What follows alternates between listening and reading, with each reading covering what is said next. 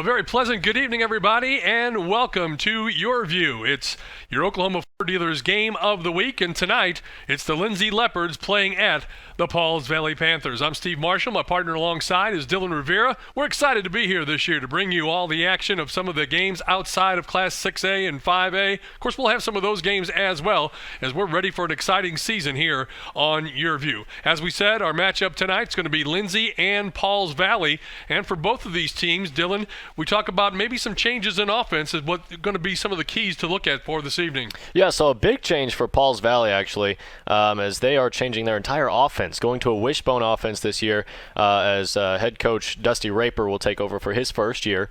And so running that wishbone is something that he might be a little bit more comfortable with, as his dad used to run that at Davis, and he's still kind of involved there, and still kind of as an advisor, I guess you could say. Sure. And they're running the wishbone. And so running the wishbone for Pauls Valley is going to be interesting because it's going to be a brand new offense, something completely new, and we'll just have to see how Lindsay can defend that. And for Lindsay, a brand new quarterback. We're talking about a move-in that is Caden Merrill, and we'll see him a lot probably tonight, and he does a lot for the run game because he's a great scrambler. Good job of getting out of the pocket and using his feet to create big plays. And so big changes for both teams, and we'll just have to see how it goes. See how the defenses adapt to all of that here this evening. It is a rivalry game. These schools are 3A school. Of course, when we talk about Pauls Valley, and Lindsay is a 2A school. Pauls Valley won this contest last year by a score of 35-19. So we're excited. It's 0 week. It's going to be a big football game here this evening, and we're excited to bring it to you. It's your Oklahoma Ford Dealers game of the week. It's game time, and it's right here on YurView. We're going to take a time out, come back, get ready to kick it off. Stay with us, everybody.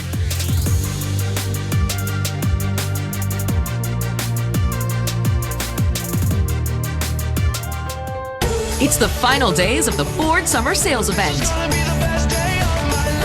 There are only a few days left to take advantage of 0% financing for 72 months, plus an extra $1,000 cash back across a great lineup of Ford SUVs. So hurry and save big on Ford, America's best-selling brand. During the final days, get 0 for 72, plus $1,000 bonus cash on Escape, Explorer, and Edge. Hurry, offer ends September 4th at your Oklahoma Ford dealer. When summer heats up and your AC isn't working right, be cautious of getting pressured into a replacement. It's always a good idea to get a second opinion, and Airco will let you know if your old air conditioner is worth fixing. So call Airco for a second opinion. Call Airco Service today. The company you know. Weoki's new money certificate rates are incredible. Transfer money from another institution to a Weoki 35-month certificate and receive 3.05 APY. Yes, that's over 3%. And get a $100 cash bonus for new CD amounts of $100,000 and greater. Open your certificate with new money at Weoki and start earning incredible rates. Federally insured, rate and bonus are for new money only. Other terms and limitations apply. Contact Weoki for details. Game Time Keys to the Game are brought to you by Tulsa Tech. For your future success, go to tulsatech.edu. Join us all fall long for some of the top high school football from around the country on Game Time. And welcome back once again. Steve Marshall along with Dylan Rivera as we're ready to bring you all the action tonight from Pauls Valley. It'll be the Pauls Valley Panthers taking on the Lindsay Leopards. And right now, time to check on some of those keys to the game. And I think we've already kind of touched on that as far as what the offenses have to do this evening and what they're expected to do and how the defense is going to have to defend all that. But whenever you talk about, first game of the season, you're talking about a rivalry matchup. You're talking about geographically teams that are pretty much in the same neighborhood, if you will. So it's always a big game, and everybody's always excited for week number one. Well, yeah, there's got to be some sort of butterflies going in, especially for those kids that maybe as a sophomore or junior, this is their first time playing on varsity. So they're getting called up. They're going to get a bigger role. They're going to have to get comfortable right away because obviously a rivalry game, like you said, they're going to have to win this one because their fans want it. All their classmates want it. Their teachers want it. Everybody wants to beat Lindsay if you're Pauls Valley, and everybody wants to beat Pauls Valley if you're Lindsay. So you got to come out and you got to be calm, and you've got to play your position and do your job. Should be a great game here this evening, and we're not too far away from kickoff and bringing you all the action tonight on your Oklahoma Ford Dealers Game of the Week. We talk about this Week 0 matchup, and again, there are some schools. I know there was one big game that was played last night. That was in Class 4A, where you had Tuttle and Newcastle doing battle last night, and Tuttle winning that game by a final score of 41-7. So as the weeks go on, we'll have games for you where we will bring you a Friday game, and we'll have results from Thursday action. And on Thursday ball games, we'll take a look throughout the contest and throughout halftime as we inform you of some of the matchups that'll be taking place. As you can see, the weather, Dylan, has been really great for August. It's been 80 degrees. It's been sunny. Tonight, not so much. A little bit more in the 90s as we're accustomed to in the month of August. As you can see, the Lindsay Leopards and Pauls Valley Panthers getting ready to take the field right now. The wind has kicked up a little bit, but when you talk about it being pretty nice outside in preparation for these games, you got to think that everybody, you didn't have to have maybe as many water breaks, so everybody should be in pretty good playing shape tonight. Yeah, but you got to think, this is Oklahoma weather for you. It always switches up really quick. One day it'll be nice and warm, and you think, oh, this is a great day for football, and then the next day it's pouring down rain, and it's 12 degrees outside. And so you can never know with Oklahoma weather, but I can tell you for sure tonight, I think the weather should be pretty good. Like you said, winds have picked up a little bit, but I don't think it's going to be anything too drastic. Those kicks should stay in line when they're going up towards the field goal posts. But for the most part, yeah, I think everybody should be coming in shape. After all those summer workouts, it should be a pretty good game for them. We take a look at these schools. As we mentioned, Pauls Valley is a 3A school. Pauls Valley, for their part, coming into the season, when you look at how they were projected to come out once you get district play going, they're picked number 3 in their district behind number 6 Kingston and number 8 Davis. That's a pretty tough district right there. And then for the Pauls Valley Panthers, you talk about them being right behind Plainview, Sulphur, and Douglas. So Lindsay was picked 3rd, Pauls Valley was picked 4th. Look for both teams to be right there when it all is said and done come postseason playoff time. All right, we're about ready to go. Kick it off. Excited you're with us and joining us tonight on YurView.com. It is game time, and we are all set to kick it away. Approaching the football, getting a good foot into it. Good high kick goes into the end zone. They will not be able to bring it out, and now the offenses will come out on the field. Defense will line up, and we'll get our first look here at high school football for 2018. And here's the thing that we talked about pregame. The thing we're really excited to come and see is this wishbone offense by Pauls Valley. We're going to see how they run it, see how it works out. As you talk about the wishbone, it's kind of been phased out almost in football. Not a lot of teams run the wishbone anymore, and so it'll be interesting to see how they run it here today. All right, they break the huddle. Line up in formation. Good look from the sideline camera, and now we go to the action here. In the very first play, it's a give to the fullback up the middle. He's going to get about 2 yards on the play. Good job defensively. You have to wonder what's going to happen after they feed the fullback a couple times and then they pull it and then option to the outside, how the defense has reacted, because as you said, they've kind of phased it out. That means a lot of defenses don't get to practice against that either. Absolutely, yeah, and with the wishbone, a lot of it is just reading that defensive tackle because that fullback's going to have to know, where he's going to decide where he's going to end up running and all that kind of stuff. A lot of it decides from that defensive tackle. Fakes it to the fullback this time. Quarterback keeper around the right side. He's got first down yardage and then some, and flag comes in late. So we'll have to check to see what that is about. Actually got it out to about the 34-yard line, but now they got to talk to the guy in the white hat. Break it all down for us. Here's your initial signal. It's going to be a face mask against Lindsay, so a nice gain on the play and then add some penalty yards onto the end of that.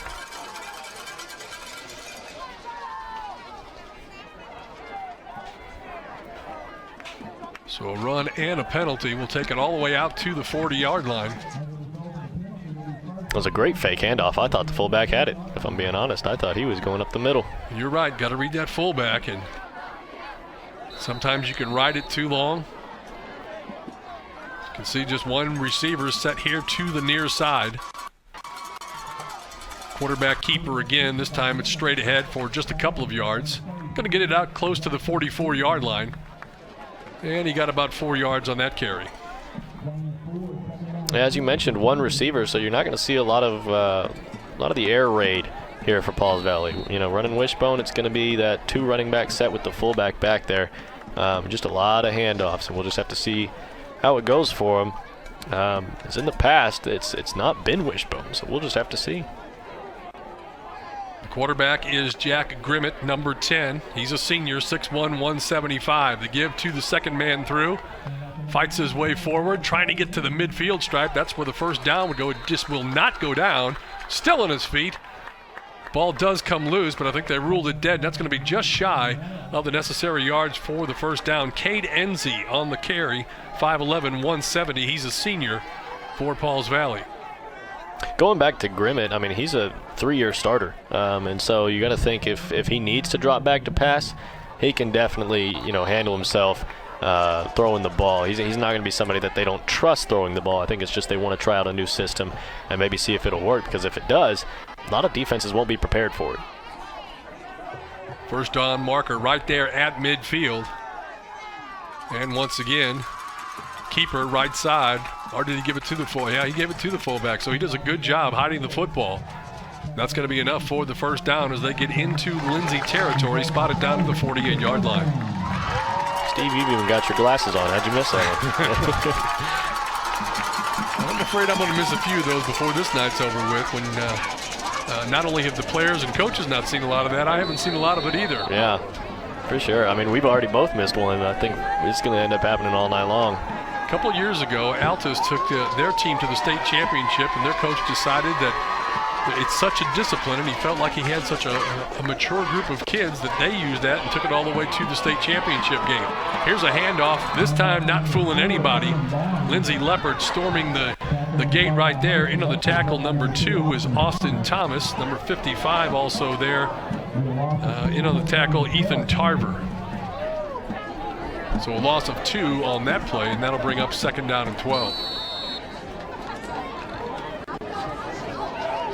One thing about that, the clock will just continue to run. See some of those guys on that defensive front for Lindsay, maybe already starting to show a little wear and tear. This time it's a give straight ahead. That's going to get 3 of the yards back. That's going to bring up third down and 9. They're going to spot the ball down at the Lindsay 47-yard line. Well, one thing to keep in mind is Lindsay's only got a handful of returning starters on that defensive side of the ball. So it's going to be a test on both sides of the ball, if we're being honest, for Lindsay, because a lot of new starters on the defensive side and then a new starting quarterback on the offensive side. Pauls Valley breaks the huddle. This time the receiver goes wide left. Third down and 8. And it looks like we've got a timeout on the field. So with that, we'll take a timeout ourselves. Just over 8 minutes left to go. Scoreless first quarter. It's your Oklahoma Ford Dealers Game of the Week. It's game time here on YurView. Tulsa Tech's our primary source of training. From specialized machining to leadership training, there's definitely a technology gap between the actual working of the machines and the talent pool of people able to operate these machines. The more that we can educate ourselves, our employees, the better off that we are to serve our customers. Tulsa Tech has programs for your whole organization to learn. No matter what size your company is, Tulsa Tech can help. It's the Ford Summer Sales Event, and now is the best time to buy. You ready for this, Junior? Yeah, I think I can handle it. No pressure.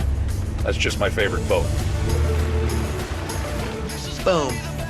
Make summer go right with Ford, America's best-selling brand. During the Ford Summer Sales Event, find great offers across a huge lineup of Ford cars, trucks, and SUVs. Now get 0% financing for 60 months plus $3,250 cash back on F-150 at your Oklahoma Ford dealer.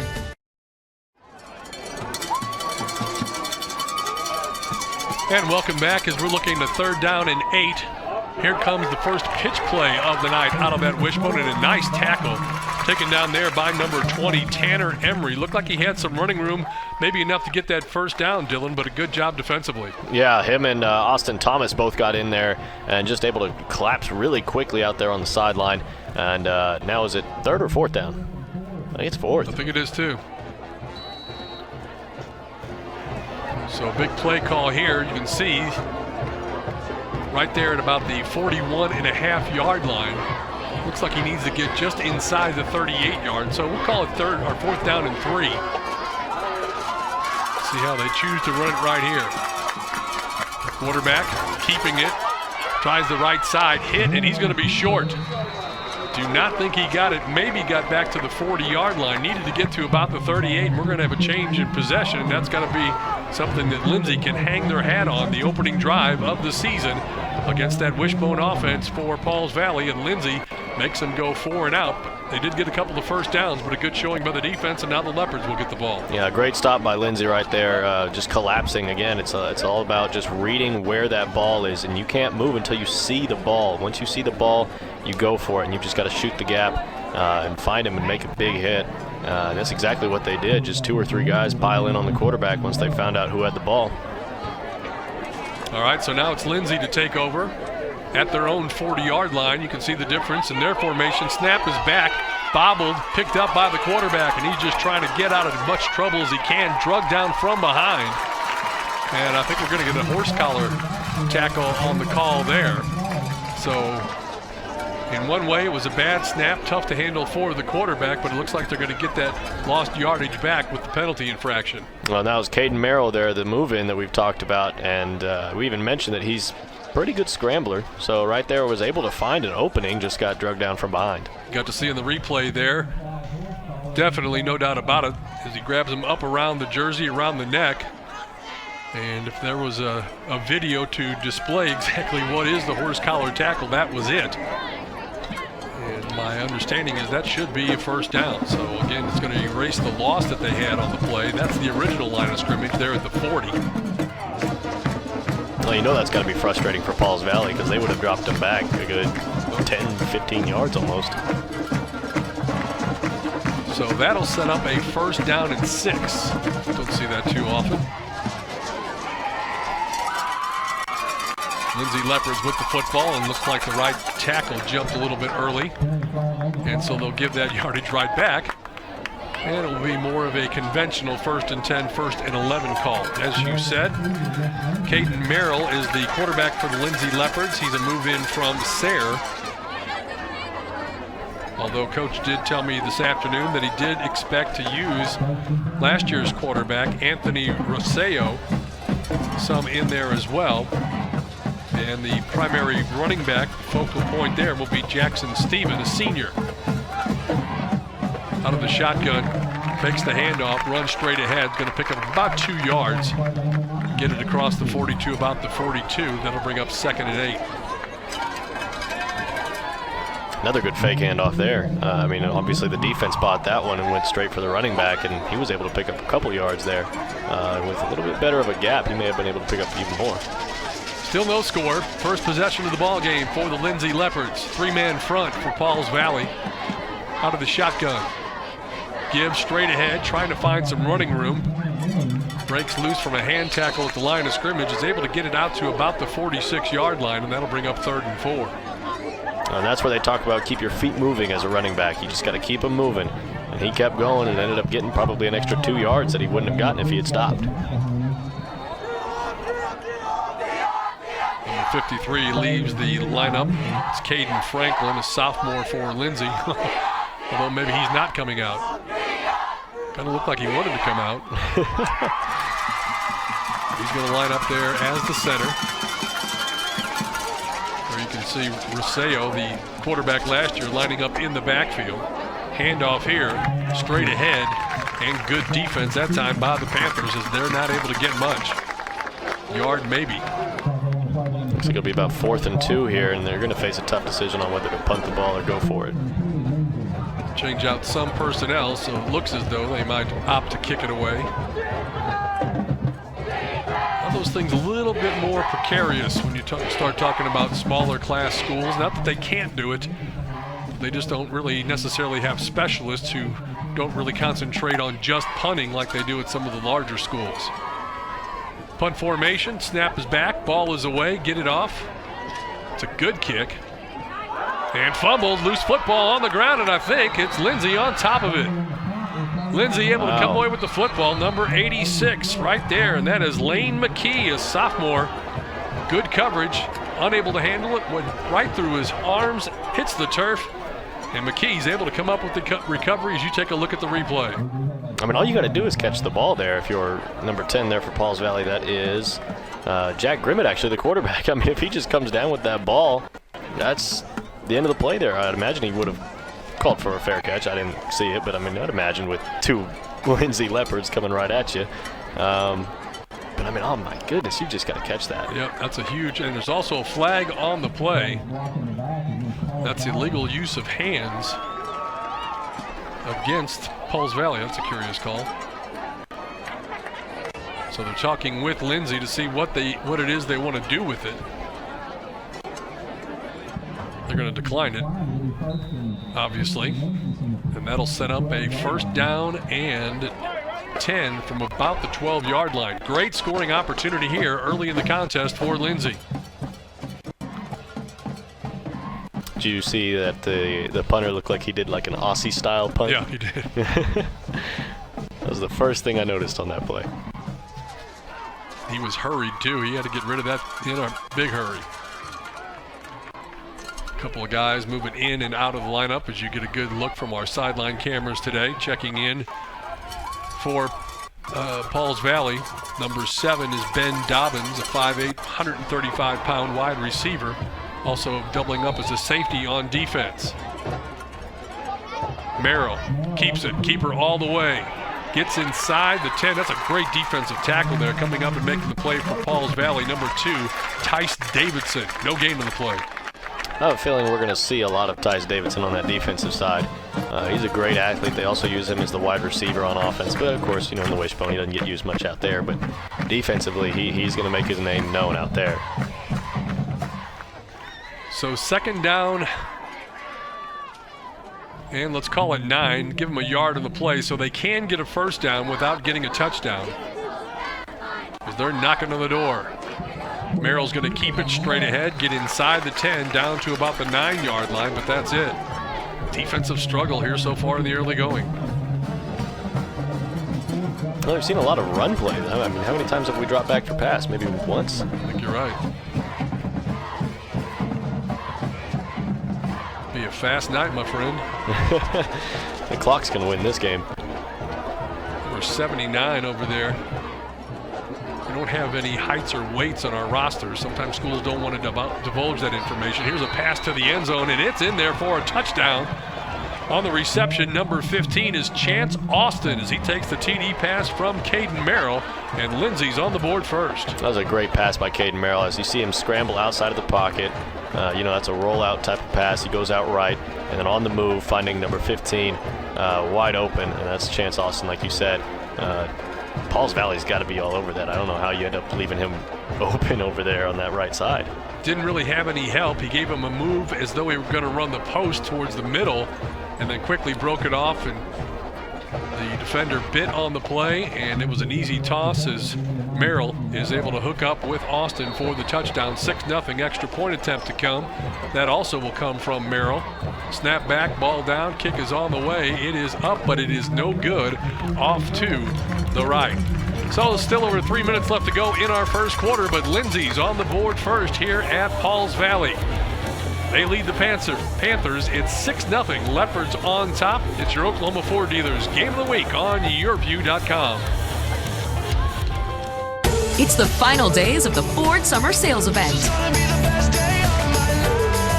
There are only a few days left to take advantage of great deals like 0% financing for 60 months on the built Ford Tough F-150. So hurry and save big on Ford, America's best-selling brand.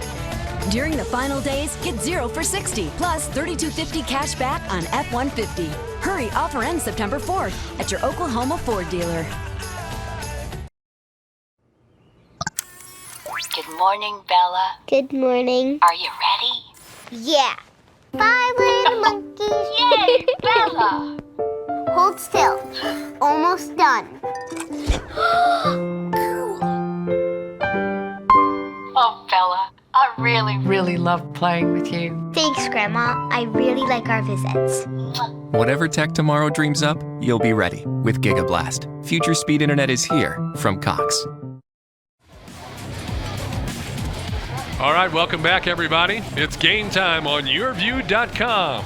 Lindsay Leopards on the board first as they get a touchdown pass from the quarterback Caden Merrill as he hooks up with Chance Austin. Extra point, no good.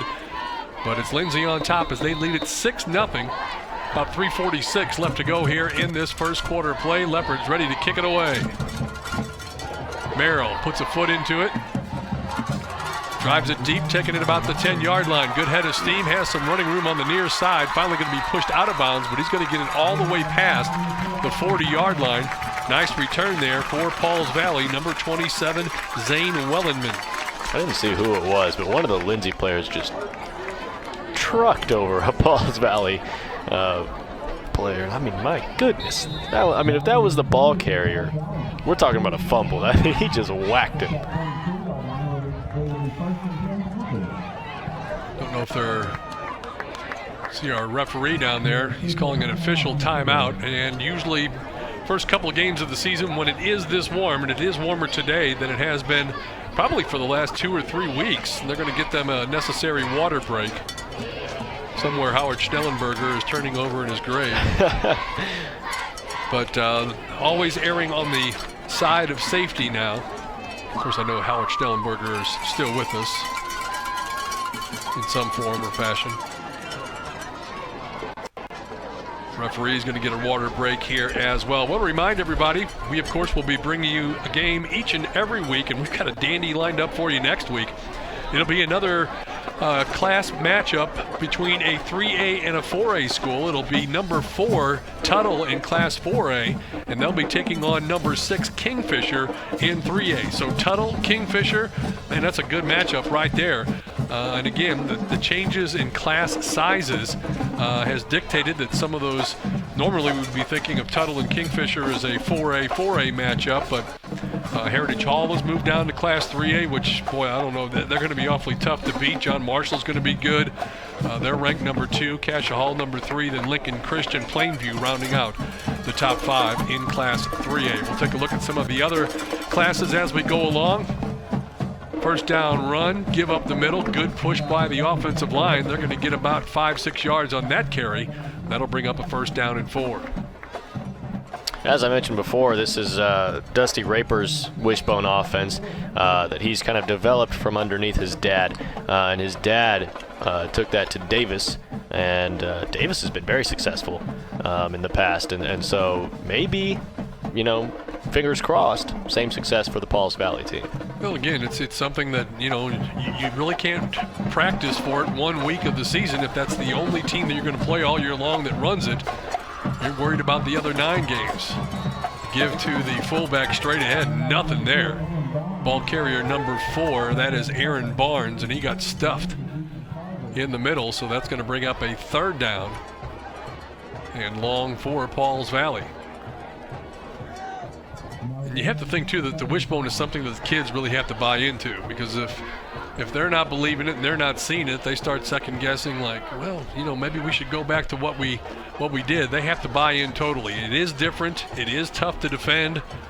Oklahoma and all those schools that ran it so successfully throughout different eras of college football, there was a reason that they were so successful. Third and long. Put it in the fullback's belly, but it looks like the quarterback kept it. They're doing a good job of disguising it because I'm having a hard time sometimes seeing exactly who is carrying the ball. There is a flag on the field. They're going to spot him down at the 48-yard line in Lindsay territory. And it's going to be, an illegal use of hands against Pauls Valley, so this is coming back.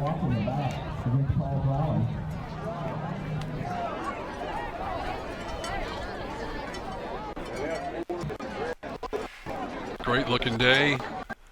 Weather-wise, it's been fantastic as they mark off the penalty here. Going to put the ball back at Pauls Valley's own 47-yard line.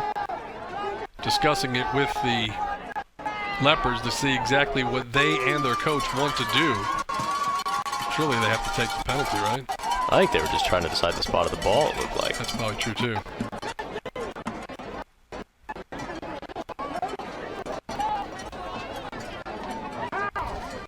So now they're going to walk it off. And it will be a 15-yard penalty. So that'll push them all the way back past the original line of scrimmage, spot the ball just beyond the 40-yard line. Pauls Valley in their own territory.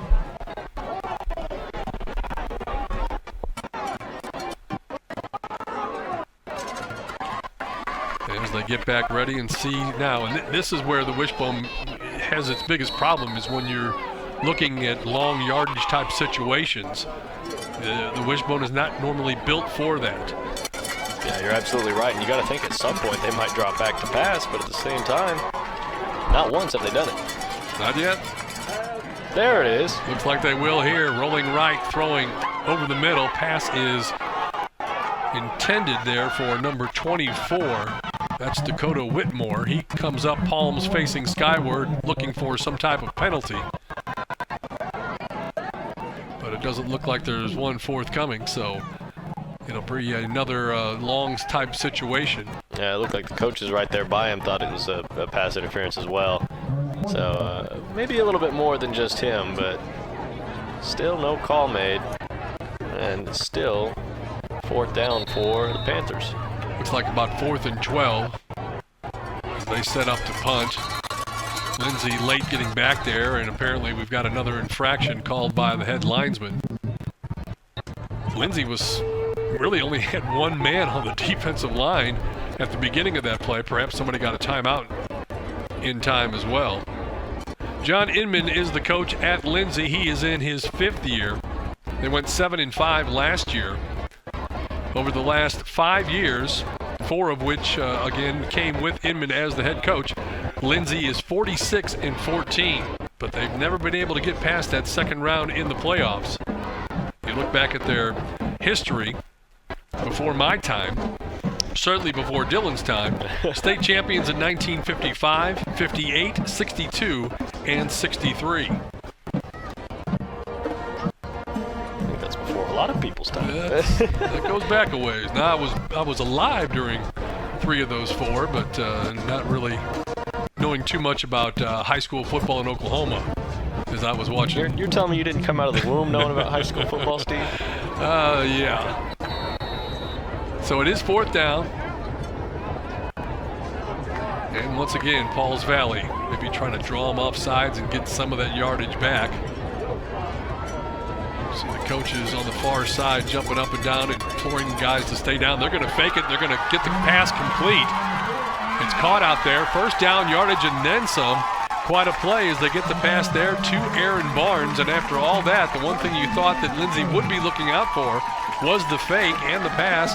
And they got away with it. Nice call for Pauls Valley, and they got 1st down yardage inside Lindsay territory all the way down to about the 40-yard line. You know, in the back of my mind, that didn't surprise me. And the reason why was because that last play before that where they called the timeout right before it started, I believe it's Grimmett, if I'm saying that right. Yep, Grimmett, got the snap, and he didn't look like he was getting ready to punt it. He looked like he was kind of taking a couple steps to the side. And I thought to myself, oh, I wonder if they were getting ready to run a fake. And I didn't say anything. Right. And they come back out, and they ran a fake. Man, you would have been a soothsayer. Exactly. 1st and 10. Give to the fullback, straight ahead. Number 9 is Cade Ensey. And he'll get a couple yards on the ground, about 3. That'll put the ball down at the 37-yard line in Lindsay territory. Still about a minute and a half left to go in this first quarter. Leopards lead it by a score of 6-0.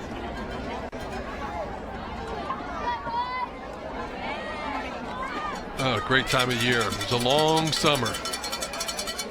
Usually I can wait for, summer to hang around a little bit, but I was ready for some football, so this is definitely satisfying a lot of folks out there, not just myself. Keeper, left side, got some running room. Oh, a great tackle. Otherwise, it was going to be 1st down yardage and a lot more. Coming up and making the play, Tanner Emery.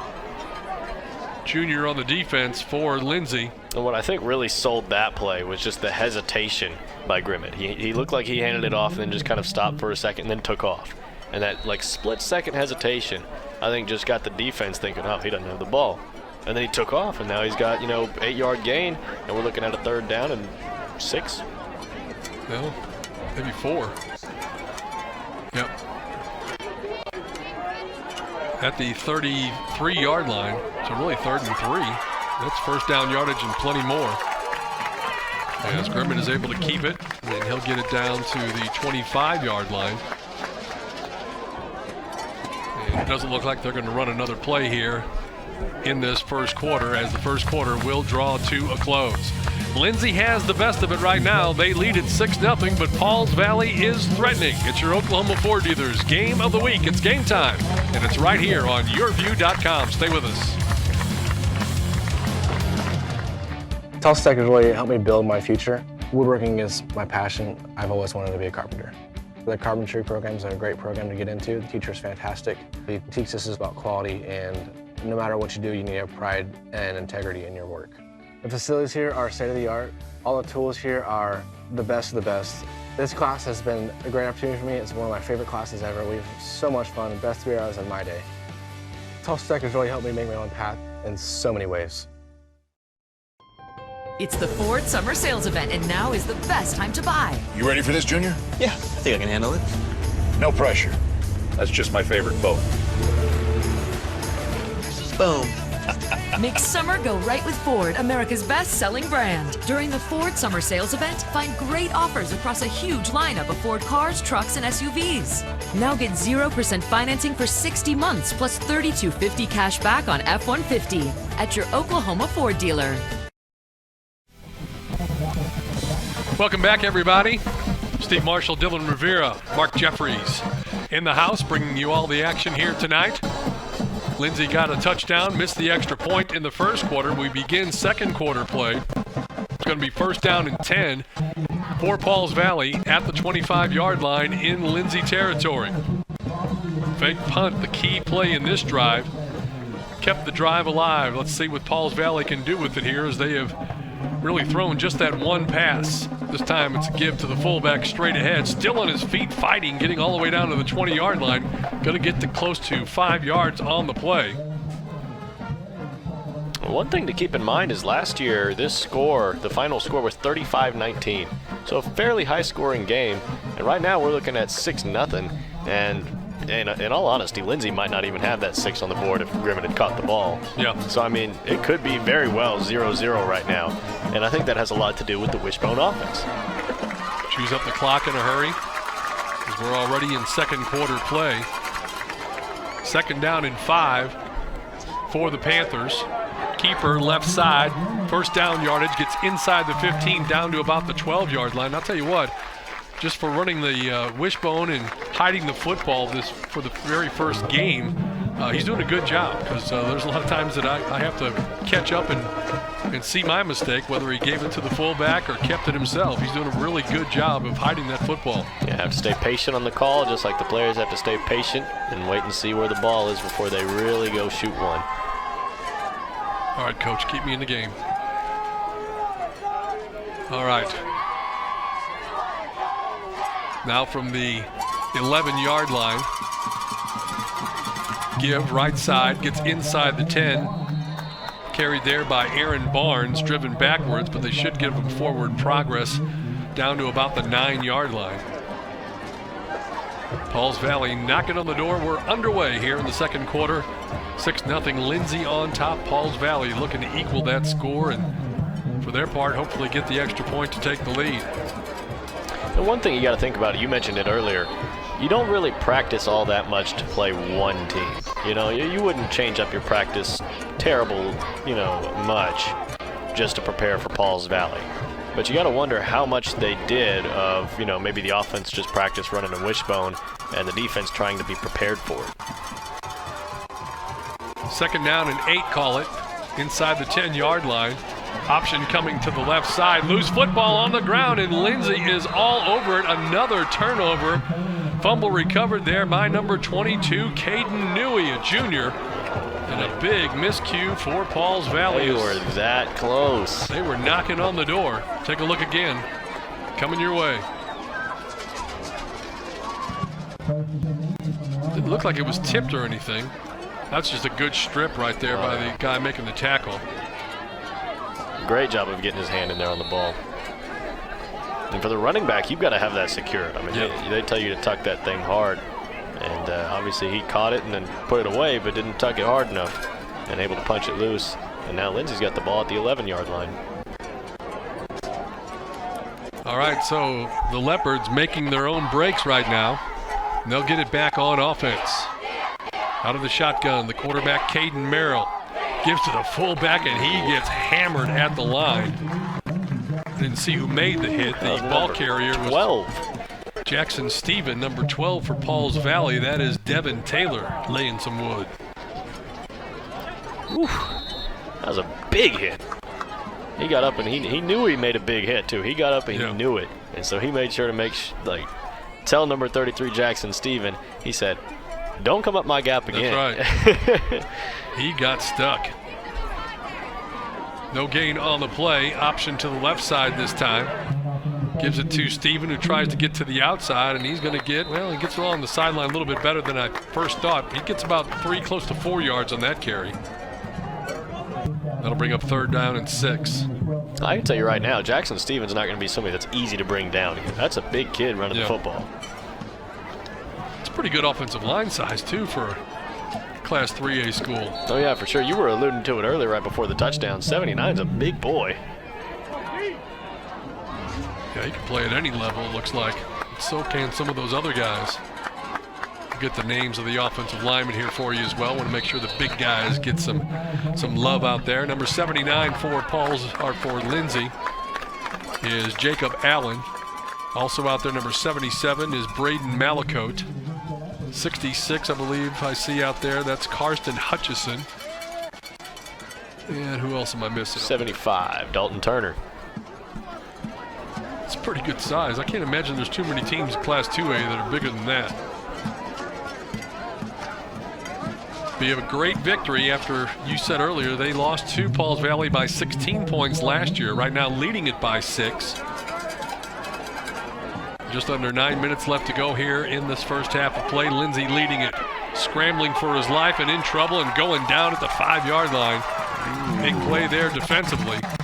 Looked like he probably should have gotten rid of it, but held on too long. I was going to say, if we can get a replay of that in slow motion, I think he lost it maybe before he went down. Looked like he was bobbling it. That's actually Taryn Kessler with the football. So I didn't see where he came from to get that. Was it an end around? No, he was brought in as quarterback. Okay. Yeah, they subbed him. Yeah, Coach told me that he might see some action as well. So the move-in quarterback, the old quarterback, and then last year's backup quarterback. So we're seeing 3 different quarterbacks here so far. Now, Lindsay has to punt from their own end zone. Snap is back, kick is away in a hurry. Looks to be a good kick. It's going to roll past midfield. That's quite a boot. All the way down to the 40-yard line in Pauls Valley territory. So that digs them out of quite a hole, and that's where the Panthers will put it in play 1st and 10, trailing 6-0 here with under 8 minutes left to go in this first half. Well, last time they worked the ball all the way down the field very slowly, but they got there. And then just right up at the end, that fumble lost it for them about the 11-yard line. And so it's pretty close. We'll see if they can get back there again. Looks like they're going to take another water break here, and we'll do the same. Step aside for just a bit. It's Pauls Valley football. They trail Lindsay 6-0 on your Oklahoma Ford Dealers Game of the Week. Weoki's new money certificate rates are incredible. Transfer money from another institution to a Weoki 35-month certificate and receive 3.05 APY. Yes, that's over 3%. And get a $100 cash bonus for new CD amounts of $100,000 and greater. Open your certificate with new money at Weoki and start earning incredible rates. Federally insured, rate and bonus are for new money only. Other terms and limitations apply. Contact Weoki for details. When summer heats up and your AC isn't working right, be cautious of getting pressured into a replacement. It's always a good idea to get a second opinion. An Airco will let you know if your old air conditioner is worth fixing. So call Airco for a second opinion. Call Airco Service today. The company you know.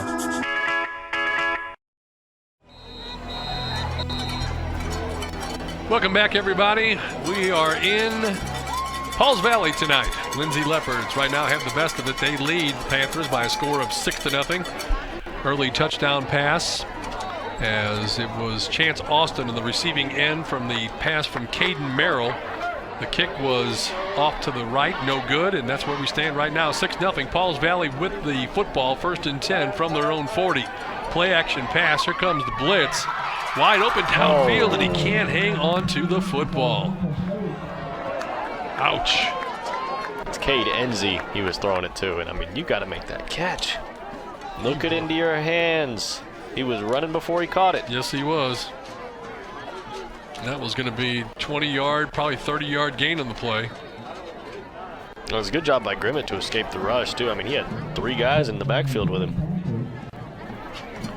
Stops the clock. Looking now at a 2nd down and 10. Not really a full slate of games tonight, but there are some other games, and we'll have our Giga Blast halftime show and try to check out some of the other scores from across the state. Mentioned that there was a game last night where Tuttle beat Newcastle 41-7. Here's a running play to the near left side. That's going to pick up about 3 yards on the carry. Well, talking about those other games going on tonight, my hometown Broken Arrow's playing tonight, BA Union. That's always a big rivalry back there. We always get beat, but I mean, but hey, I'm proud to be a Tiger. So that's well-founded there. I mean, you talk about the 4 largest schools in the state, and those guys. Well, Owasso got their state championship last year, ending the Union and Jenks run. Is this year the year for Broken Arrow? No. No? Okay. It's not. I'm sorry, but it's not. I think we are a great team. I should stop saying we because I'm not there anymore. But no, I think they're a great team. I think they've got a lot of talent. That's a great move by Grimmett right there, and he's still going. Oh wow, that was a great run. No, they've got a great team. But I think it's just Union and Jenks and even Owasso with Blankenship now there. Those 3 are just powerhouse schools, and it's going to be tough to beat them. It's a great run, as you said there, for Jack Grimmett. Made a couple of nice moves, made some guys miss, and he's not afraid to lower his head and bang into you, too. They list him at 6'1", 175. Again, he is a 3-year starter. He's passed for over 3,000 yards throughout his career. Big gain right there. Spot the ball at the 25-yard line in Lindsay territory. Quickly running up to the line of scrimmage. Puts the tight end on the left-hand side. Give to the fullback straight ahead. And I don't know if we can see it on a replay or not, but the one thing they always tell you is if you're about ready to get the quarterback, make sure you hit him. And even after he handed out the ball, he paid a big price because he got waylaid after the short gain on the play. So if you're not going to make the tackle, make sure you take that quarterback out, and they did on that play. Absolutely. I think that was Jackson Stephen, too. We were talking about him running the ball earlier, too, being a big boy on the, getting the handoff. Now coming through the offensive line and just smacking the quarterback. So a gain of a couple on the play. Still need about 8. Give straight ahead. Good effort there by number 12, Devin Taylor. He gets it inside the 20. You're going to spot him down at about the 18-yard line.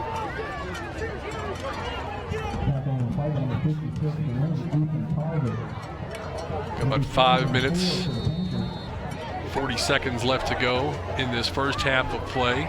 Pauls Valley would like to punch it into the end zone, get an extra point, and go into the locker room with a halftime lead. Right now trailing 6-0. Had a couple of miscues that have really hurt them. See what they call here. Running play, left side, quarterback keeper. Grimmett keeps it down. Didn't get much, did he? Maybe a yard? Yeah, stuffed by a lot of Lindsay Leopards there. I mean, it was more than just one on that tackle. Helping each other up off the ground, number 66, Karsten Hutchinson again. 75, Dalton Turner was in there.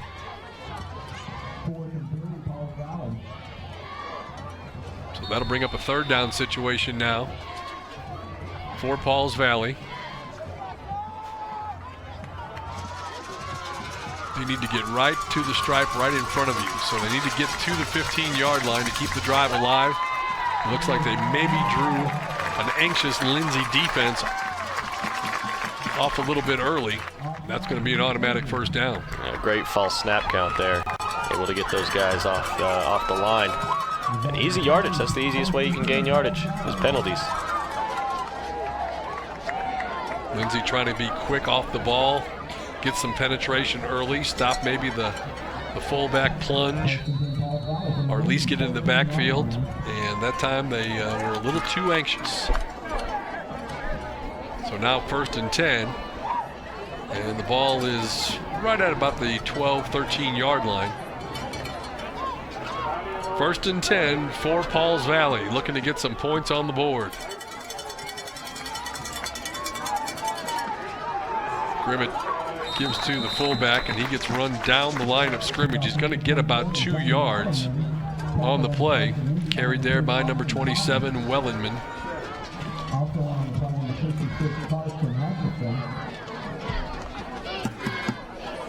So just under 3:50 and counting right now left to go. Ball is just inside the 10-yard line.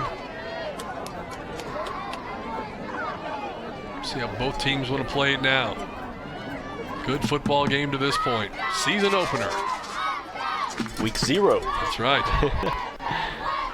Caden Merrill, the quarterback, turns, gives, and into the end zone, walking in for the touchdown. Made it look easy there. Number 3, Jacob McElhaney. Yeah, great cut inside. Obviously, he was supposed to run that kind of an out run. It seems like maybe a stretch.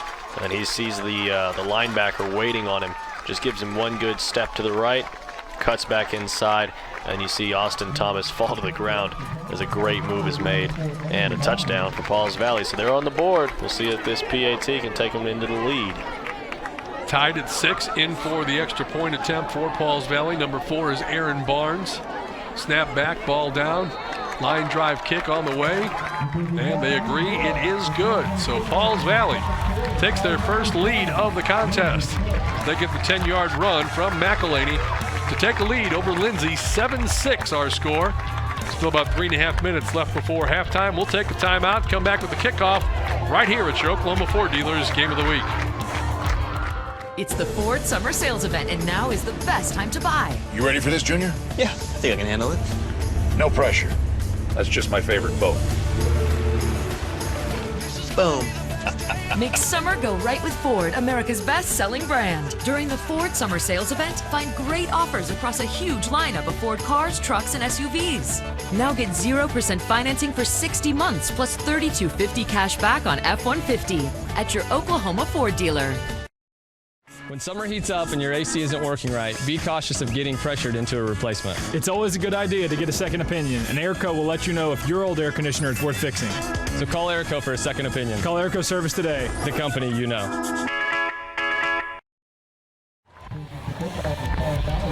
Welcome back, everybody. Homestanding Pauls Valley Panthers on the scoreboard as it's McElhaney taking it in from 10 yards out. Kick is good. Got that from Aaron Barnes, and they now lead Lindsay by a score of 7-6. 3:24 left to go in our first half. Steve Marshall, Dylan Rivera, bringing you all the action tonight from Pauls Valley right here on Game Time, YurView.com. If you're watching, make sure that you have friends and relatives that be anxious to see a grandson, nephew, whatever playing in the game tonight. Let them know it's YurView.com. Kickoff, short kick, and returned out to about the 35-36 yard line there. Number 10 was Roseo. YurView spelled Y-U-R. Correct. Got to keep that note in there. Absolutely. Have to work on getting a little flashpoint on our streamcast webcast next week. Everybody back in studio and taking care of really setting this up very nicely. Excited to bring you all the action tonight, and as we said, throughout the rest of the season. Got a great schedule. I'll tell you more about that and other things that are going on during our GigaBlast halftime. Running play, first down off the left side, going to get about 4 or 5 yards on the carry for Lindsay, number 33, Jackson Stephen. I feel like we're going to be saying his name a lot tonight, as he's obviously going to be on that defensive side of the ball, playing the linebacker, and then on offense, he's going to be getting most of the touches as the running back. 113 carries, 729 yards, 11 touchdowns last year, averaged 6.5 yards per carry. Anytime you see that, you always wonder how come he doesn't carry the ball more often. Quarterback keeper, nice fake to Steven that time, straight ahead run, just shy of the first down yardage. As you can see there, first down need to get to the 46. He's just shy of the 45-yard line. So it's going to be 3rd and about 2. A good quarterback keeper, and that's where we talked about with Caden Merrill, that scrambling ability, that option ability that he opens up for the Lindsay Leopards. Firing through the hole and then hurdling a would-be tackler, then paying the price at the end of it. Once again, nice play there. Running play up the middle as Lindsay sends Jackson Steven, the senior, over the top. Man, he really hit that hole too, Dylan. Yeah, I know. He really burst through there and then just jumps right over. That's number 10 for Pauls Valley. That's Grimmett, the quarterback. I mean, that's a big guy to be hurdling somebody. Play action, off to the left, keeps it, now runs it. And he's going to fight for first down yardage. Going to get close, just a little shy. Gets it all the way down to about the 23-yard line. Needs to get to about the 21.5 to get a new set of downs. He's pretty close right there. So we're both teams starting to loosen up and look a little better offensively. 2 receivers to the left, 1 at the bottom of your screen. And a flag comes flying in. That'll stop the clock with about a minute and a half left to go here. It's going to be illegal procedure against Lindsay, and that'll set him back 5 yards.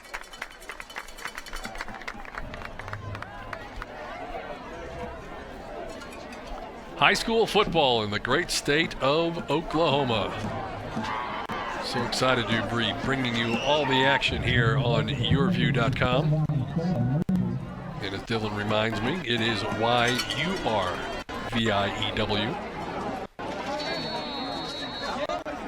View is spelled normal. Just in case anybody was wondering, it is spelled normal. It's a little gimmick, right?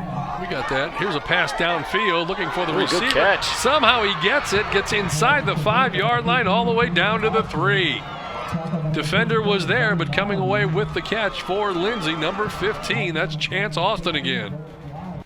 Nice play. I mean, he's got 2 defenders on him. You're thinking that throw may not be the greatest because he's having to come back for it too, and just brings it into his chest and holds it there and is able to bring that in, and I'm just surprised he was able to catch that. So there you can see the goal line right there. 1st and goal inside the 5. Steven straight ahead. That making it real easy right there. Yeah, you know when you hand it to Stevens, he's going to truck forward for at least a few. And you're just shy of the end zone with maybe 3 yards to go. You hand the ball to that big hoss, he's going to get it in there. Watch that again. You can see the great seal block there by number 75, Dalton Turner. All the rest of the guys up front, number 77, Braden Malcott. I think I could run behind that. Might have trouble getting to the hole real quick, but it's a pretty nice job. Good job by Lindsay up front. They're going to go for 2 here. So give them the 6. They lead 12-7 right now. Going for 2. Penalty flag comes out. That's against the offense again. So bring it back. Trying the extra point. You can see the score. We've got it for you, 12-7 right now. Still trying to add some more points onto the list.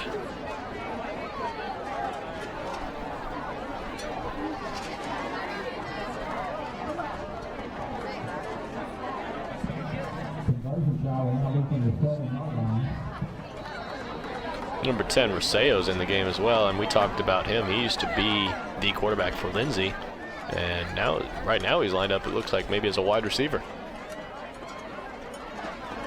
Let's see what they run here. Going for 2. Going to try to throw the fade. Well defensed, not even close. Intended receiver over there was number 22, Caden Newey.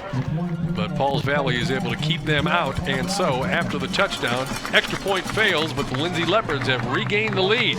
Just over a minute left to go in this first half. Leopards on top. They lead it 12-7 on your Oklahoma Ford Dealers Game of the Week. Tulsa Tech has really helped me build my future. Woodworking is my passion. I've always wanted to be a carpenter. The carpentry programs are a great program to get into. The teacher is fantastic. He teaches us about quality, and no matter what you do, you need to have pride and integrity in your work. The facilities here are state-of-the-art. All the tools here are the best of the best. This class has been a great opportunity for me. It's one of my favorite classes ever. We've so much fun, the best 3 hours of my day. Tulsa Tech has really helped me make my own path in so many ways. Welcome back, everybody. Another touchdown for the Lindsay Leopards. Jackson Stephen with a 3-yard touchdown run. Gets into the end zone. Nice drive put together by the Leopards. We're not able to convert the extra point. Now the score stands Leopards on top, leading it 12-7 our score. And they will kick it away to see if Pauls Valley wants to try and get anything done here before halftime. A good football game here on our season opener on YurView. Again, we have your Giga Blast halftime show coming your way. Here's the kick. Panthers drop it again, pick it up at about the 10-yard line, looking for some running room, and he's not going to find any. Leopards are all over that. Just slow getting off the mark there. And I believe the line of scrimmage is going to be at the 15-yard line. Well, you see again somebody ready to run before he's got the ball. I think that may have to go all the way back to what we said at the beginning of the game. Maybe first game jitters. Maybe everybody's kind of nervous and trying to make the big play, the big game-changing play. They need to settle down and just make the play that's right in front of them. All right, let's see what the Panthers want to do here with just over a minute left to play in this first half. Get a good look at the scenery here at Pauls Valley. Everything's still nice and green. Lots of rain this summer. Warm one and windy tonight. Here's a running play to the near side. Quarterback on the keeper there, Jack Grimmett. 6'1", 175 senior quarterback. Going to get a couple yards on the play. Stops the clock. As we're now under a minute left to go.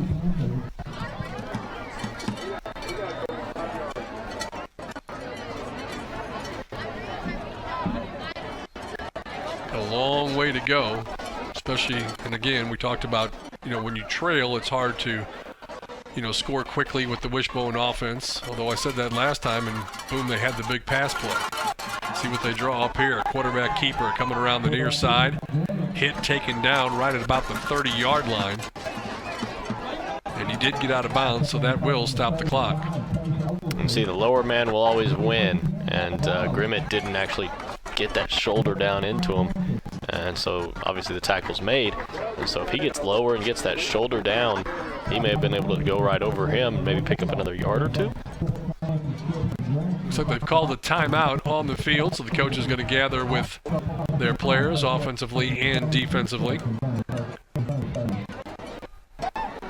You able to check up some scores that you can relay our way? How are your BA Tigers doing? No, I saw it just a second ago. I think they were up 12-7 right now in the second quarter. Yep, 12-7. Over Union. 11 minutes in the second quarter. Okay. So we are up right now. Oh, I gotta stop saying we. I'm just saying. It's a hard habit to break, my friend. Yeah, I've only been in college for a week, so. That's all right. I never played for the St. Louis Cardinals, but they're still we to me, too. Yeah. Yeah, once you get attached to it, that's what it is. Owasso's over Bentonville West right now, 7-0. UConn over Edmond North, 14-0. I'll be calling the game tomorrow between Midwest City and Bentonville over in Arkansas, so making the road trip over there for that game tomorrow. Nice little clash they have going on between some of the Arkansas schools and some of the Oklahoma schools. As you said, Owasso's over there, and so is Midwest City, so it's both teams from the Tulsa area and from the Oklahoma City area. There's a pass play, and you can see the yellow laundry on the turf right there, so they're going to huddle and decide exactly what the call is as we're under 1 minute left to go here in this first half. Lindsay scored first, took a 6-0 lead. Pauls Valley scored, and they were able to get the extra point. They took a 7-6 lead. But then just a while ago, it was Lindsay once again on the touchdown run from Jackson Stephen to go back up on top and now lead by a score of 12-7. They'll spot the ball at the 45-yard line. It'll be 1st and 10. Pass interference, the call against Lindsay. One more score update. Oklahoma Christian School is up 10-0 on Jones, and that one applies to this game because Pauls Valley plays Oklahoma Christian School next week. Jones, I believe they were the defending champion as well in Class 3A. All right, there's another timeout on the field. We're going to take a break and come back and bring you the final couple of plays here in this first half of play. 12-7, Lindsay on top of Pauls Valley. Tulsa Tech's our primary source of training. From specialized machining to leadership training, there's definitely a technology gap between the actual working of the machines and the talent pool of people able to operate these machines. The more that we can educate ourselves, our employees, the better off that we are to serve our customers. Tulsa Tech has programs for your whole organization to learn. No matter what size your company is, Tulsa Tech can help.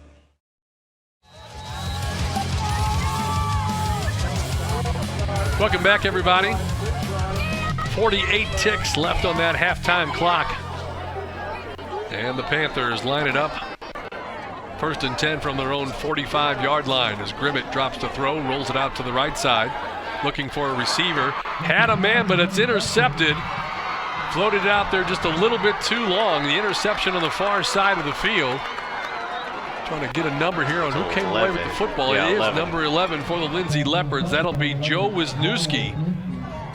And that ball was just hanging in the air a little too much that time, Dylan. Yeah, I mean, he obviously he had that ball in the air too long, but at the same time, Wisniewski was able to see that rollout was coming to the right. He's not going to throw across his body and go back to the left, so obviously the receivers are going to be coming to the right. And as a safety, I believe Wisniewski's playing safety. Just had to read where that throw was going to end up going, and it sits up there in the air. That's an easy interception. All right, so now Pauls Valley looking to try to get some last-second points here before halftime from the Pauls Valley 38-yard line. And Lindsay's quarterback running to the left side, that's Merrill, and he'll get enough for another first down and then step out of bounds inside the 30-yard line down to about the 26. So under 30 seconds now, and they've got about 25, 26 yards to go.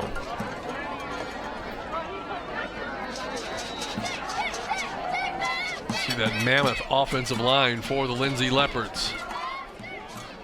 Side view shot of the action here tonight in Pauls Valley.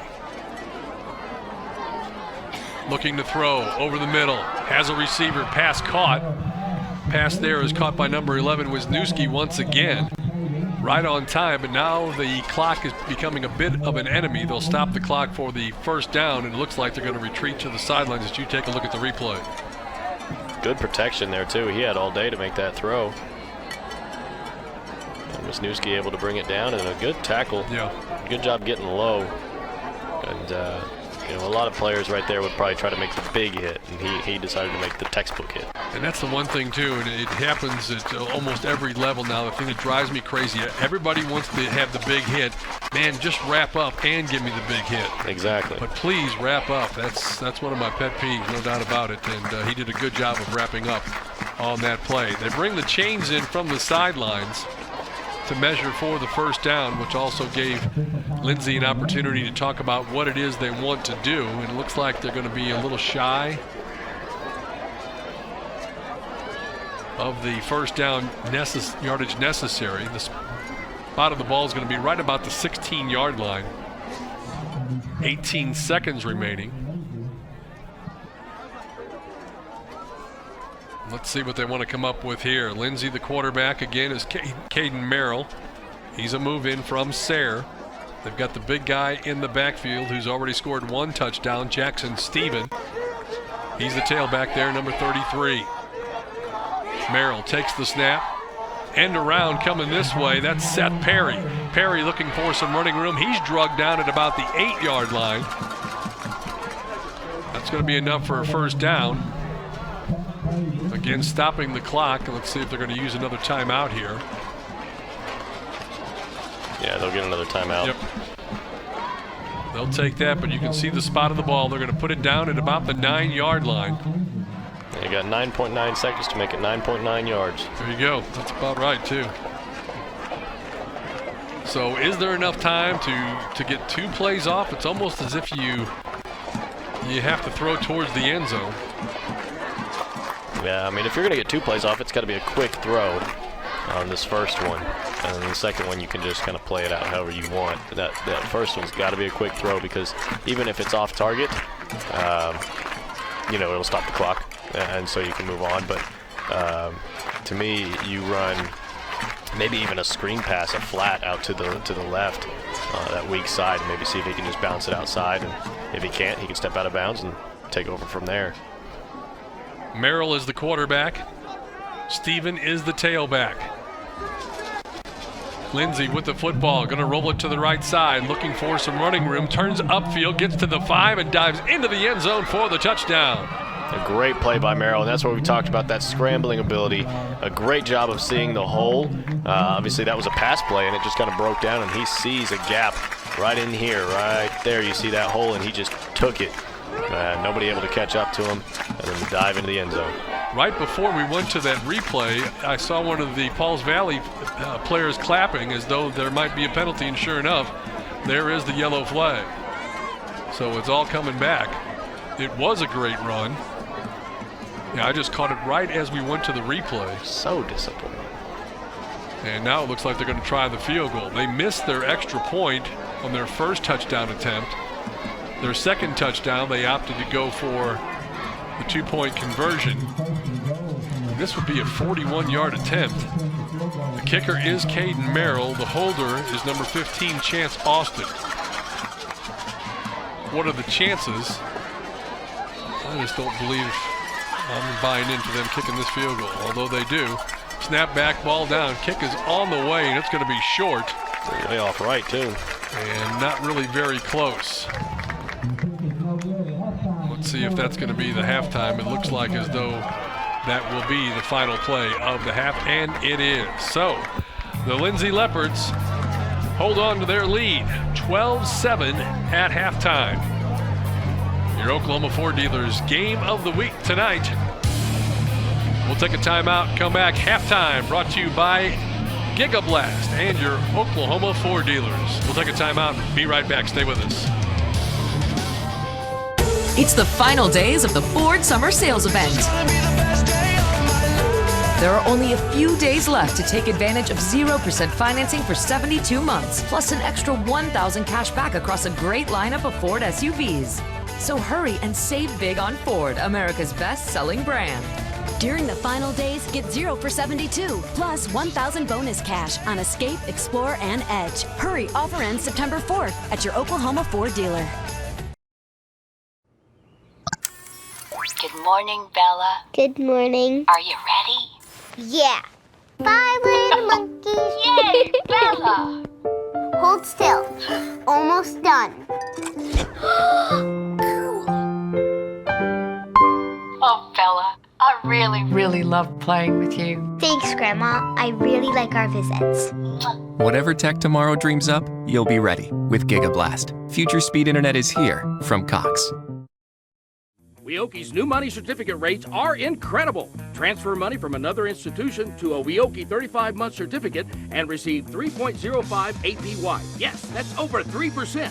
And get a $100 cash bonus for new CD amounts of $100,000 and greater. Open your certificate with new money at Weoki and start earning incredible rates. Federally insured, rate and bonus are for new money only. Other terms and limitations apply. Contact Weoki for details. It's the final days of the Ford Summer Sales Event. There are only a few days left to take advantage of great deals like 0% financing for 60 months on the built Ford Tough F-150. So hurry and save big on Ford, America's best-selling brand. During the final days, get 0 for 60, plus $32.50 cash back on F-150.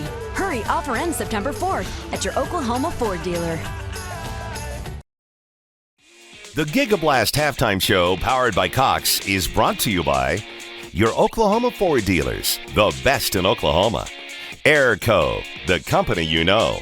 Tulsa Tech, for your future success, go to tulsatech.edu. And by Weoki Credit Union.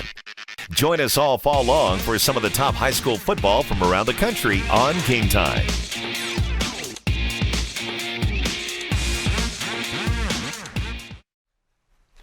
And welcome back, everybody, to Pauls Valley, along with Dylan Rivera. Steve Marshall here to bring you our opening game of the 2018 high school football season here on YurView.com.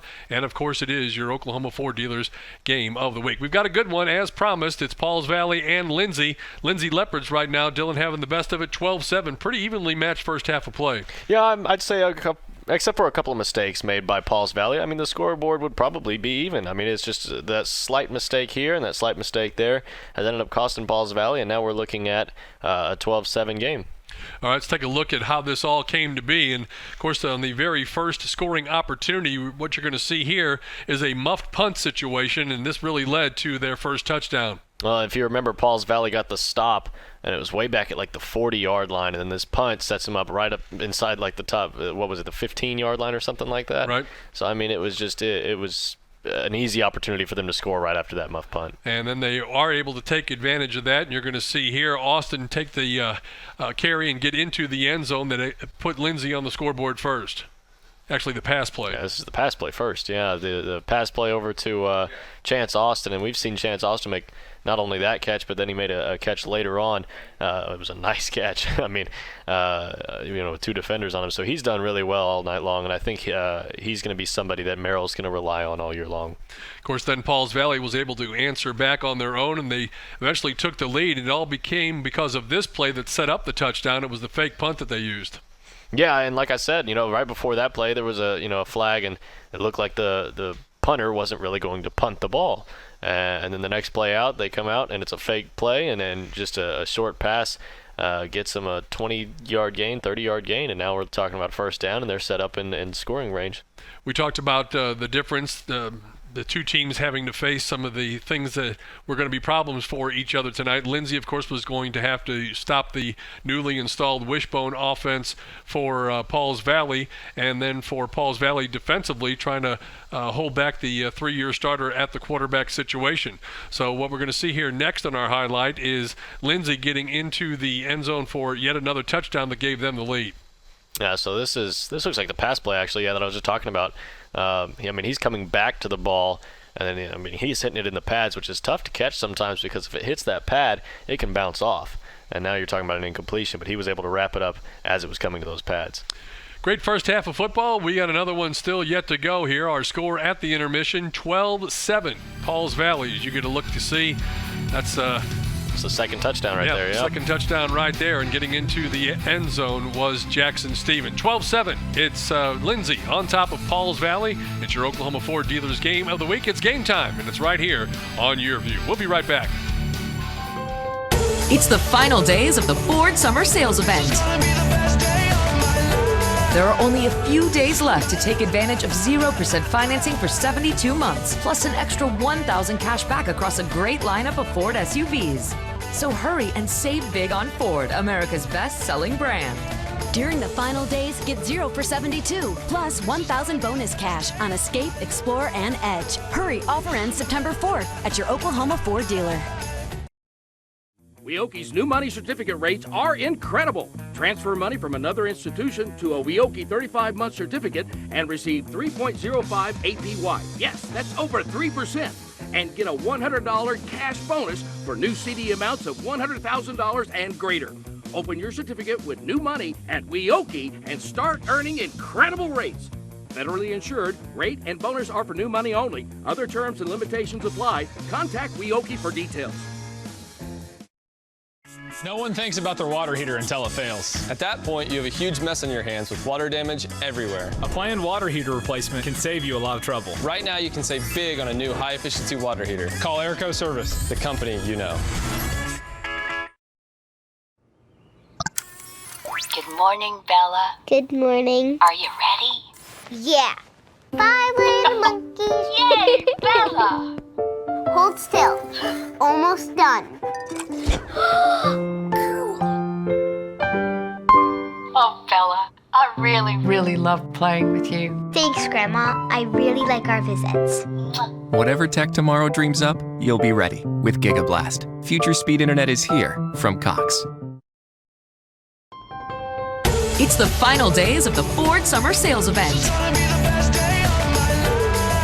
There are only a few days left to take advantage of great deals like 0% financing for 60 months on the built Ford Tough F-150. So hurry and save big on Ford, America's best-selling brand. During the final days, get 0 for 60 plus $32.50 cash back on F-150. Hurry, offer ends September 4th at your Oklahoma Ford dealer.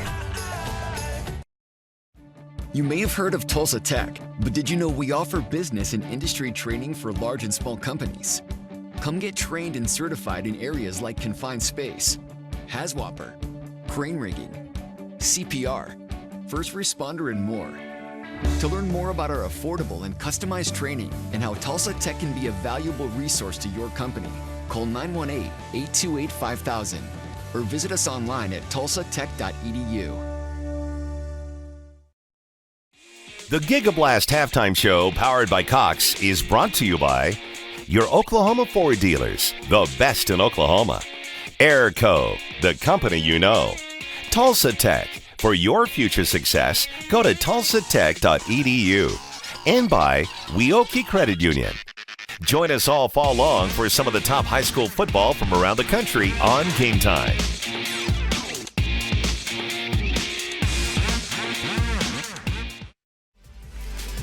And welcome back as we're bringing you live action tonight here between Pauls Valley and the Lindsay Leopards. It's a 0-week game here tonight as we bring you exciting high school football action on YurView.com. And, of course, we invite everybody out there that's watching the game tonight. If you have relatives that are watching because their grandson is playing or their nephew or what have you, by all means, share the information with them. That is YurView, YurView.com, and they can watch the game as well. Alongside is Dylan Rivera and a very good first half of football here, but also some games going on elsewhere. What else can you tell us about some of the scores, Dylan? Well, it was a good first half here, but it was a slow first half here. I mean, fast. Yes. I had that backwards. Right. Fast. It was a fast first half. I mean, we're talking about it's already halftime, and it's, what is it, like 8 o'clock right now? Yeah. Yeah, so it was quick. But no, a lot of different games going on around Oklahoma right now. I mentioned earlier, some with the Broken Arrow and Union. That one has a little bit of a special place in my heart. Sure. But, that one was 12-7 last time we checked in, 12-10 right now. And I mentioned earlier Oklahoma Christian School, who Pauls Valley will be playing next Sunday. I'm thinking NFL. Next weekend. Next week. But that one was 10-0 last time we checked. And right now I'm getting an ad on the Squirtle app, so it'll take a second. But, a lot of games going on around. We got Jinx and Bixby tonight, too. Of course, I think East Side because I'm from East Side. Sure. That's all right. You cover the East Side, I'll cover the West Side. Sounds I'll take good. care of that. I've been doing that for a long time now, trying to stick up for my West Side brethren. I've worked with guys that always were telling me that 6A East Side, they own it, but I've gone back and looked, and when you look at the other classes, it's predominantly the West Side, especially in Class 5A. There's been every once in a while a Booker T. Washington jumps up and steals it, but for the most part, it's been Carl Albert, it's been Guthrie that have taken state championships there in Class 5A, and then it's just a lot of fun, really. It's some of the best times of the year when you start talking about high school football and then postseason play as well that normally leads us right into basketball. So we'll do that as well. Coming up next week on our Game of the Week, it's going to be a good one. Even though they're not in the same class anymore, that doesn't mean much to the folks over at Tuttle and at Kingfisher. It'll be the Kingfisher Yellow Jackets traveling to Tuttle next week to take on the Tigers. The Tigers victorious last night in their ball game, 41-7. Again, this is 0 week, so not every team is playing this week. Some teams have the option, or all teams have the option, to either go ahead and play a week early or maybe get a bye. And a lot of teams try to use that perhaps as a bye before district play begins, which only makes sense. You want to make guys get healed up and things like that. So that'll be something to look forward to as well. And as we continue this new venture on YurView.com, of course, the coverage will get better and better each week. So thanks for joining us here this evening. Still got another great second half of football to come your way. We'll take a timeout. We'll continue. Stay with us, everybody. It's the Ford Summer Sales Event, and now is the best time to buy. You ready for this, Junior? Yeah, I think I can handle it. No pressure. That's just my favorite boat. Boom. Make summer go right with Ford, America's best-selling brand. During the Ford Summer Sales Event, find great offers across a huge lineup of Ford cars, trucks, and SUVs. Now get 0% financing for 60 months plus $3,250 cash back on F-150 at your Oklahoma Ford dealer. No one thinks about their water heater until it fails. At that point, you have a huge mess on your hands with water damage everywhere. A planned water heater replacement can save you a lot of trouble. Right now, you can save big on a new high-efficiency water heater. Call Airco Service, the company you know. Weoki's new money certificate rates are incredible. Transfer money from another institution to a Weoki 35-month certificate and receive 3.05 APY. Yes, that's over 3%. And get a $100 cash bonus for new CD amounts of $100,000 and greater. Open your certificate with new money at Weoki and start earning incredible rates. Federally insured, rate and bonus are for new money only. Other terms and limitations apply. Contact Weoki for details. Good morning, Bella. Good morning. Are you ready? Yeah. 5 little monkeys. Yay, Bella! Hold still. Almost done. Oh, Bella, I really love playing with you. Thanks, Grandma. I really like our visits. Whatever tech tomorrow dreams up, you'll be ready with GigaBlast. Future speed internet is here from Cox. It's the final days of the Ford Summer Sales Event. There are only a few days left to take advantage of great deals like 0% financing for 60 months on the built Ford Tough F-150. So hurry and save big on Ford, America's best-selling brand. During the final days, get 0 for 60 plus $3,250 cash back on F-150. Hurry, offer ends September 4th at your Oklahoma Ford dealer. You may have heard of Tulsa Tech, but did you know we offer business and industry training for large and small companies? Come get trained and certified in areas like confined space, HAZWOPER, crane rigging, CPR, first responder, and more. To learn more about our affordable and customized training and how Tulsa Tech can be a valuable resource to your company, call 918-828-5000 or visit us online at tulsatech.edu. When summer heats up and your AC isn't working right, be cautious of getting pressured into a replacement. It's always a good idea to get a second opinion, and Airco will let you know if your old air conditioner is worth fixing. So call Airco for a second opinion. Call Airco Service today, the company you know. It's the Ford Summer Sales Event, and now is the best time to buy. You ready for this, Junior? Yeah, I think I can handle it. No pressure. That's just my favorite boat. Boom. Make summer go right with Ford, America's best-selling brand. During the Ford Summer Sales Event, find great offers across a huge lineup of Ford cars, trucks, and SUVs. Now get 0% financing for 60 months plus $3,250 cash back on F-150 at your Oklahoma Ford dealer.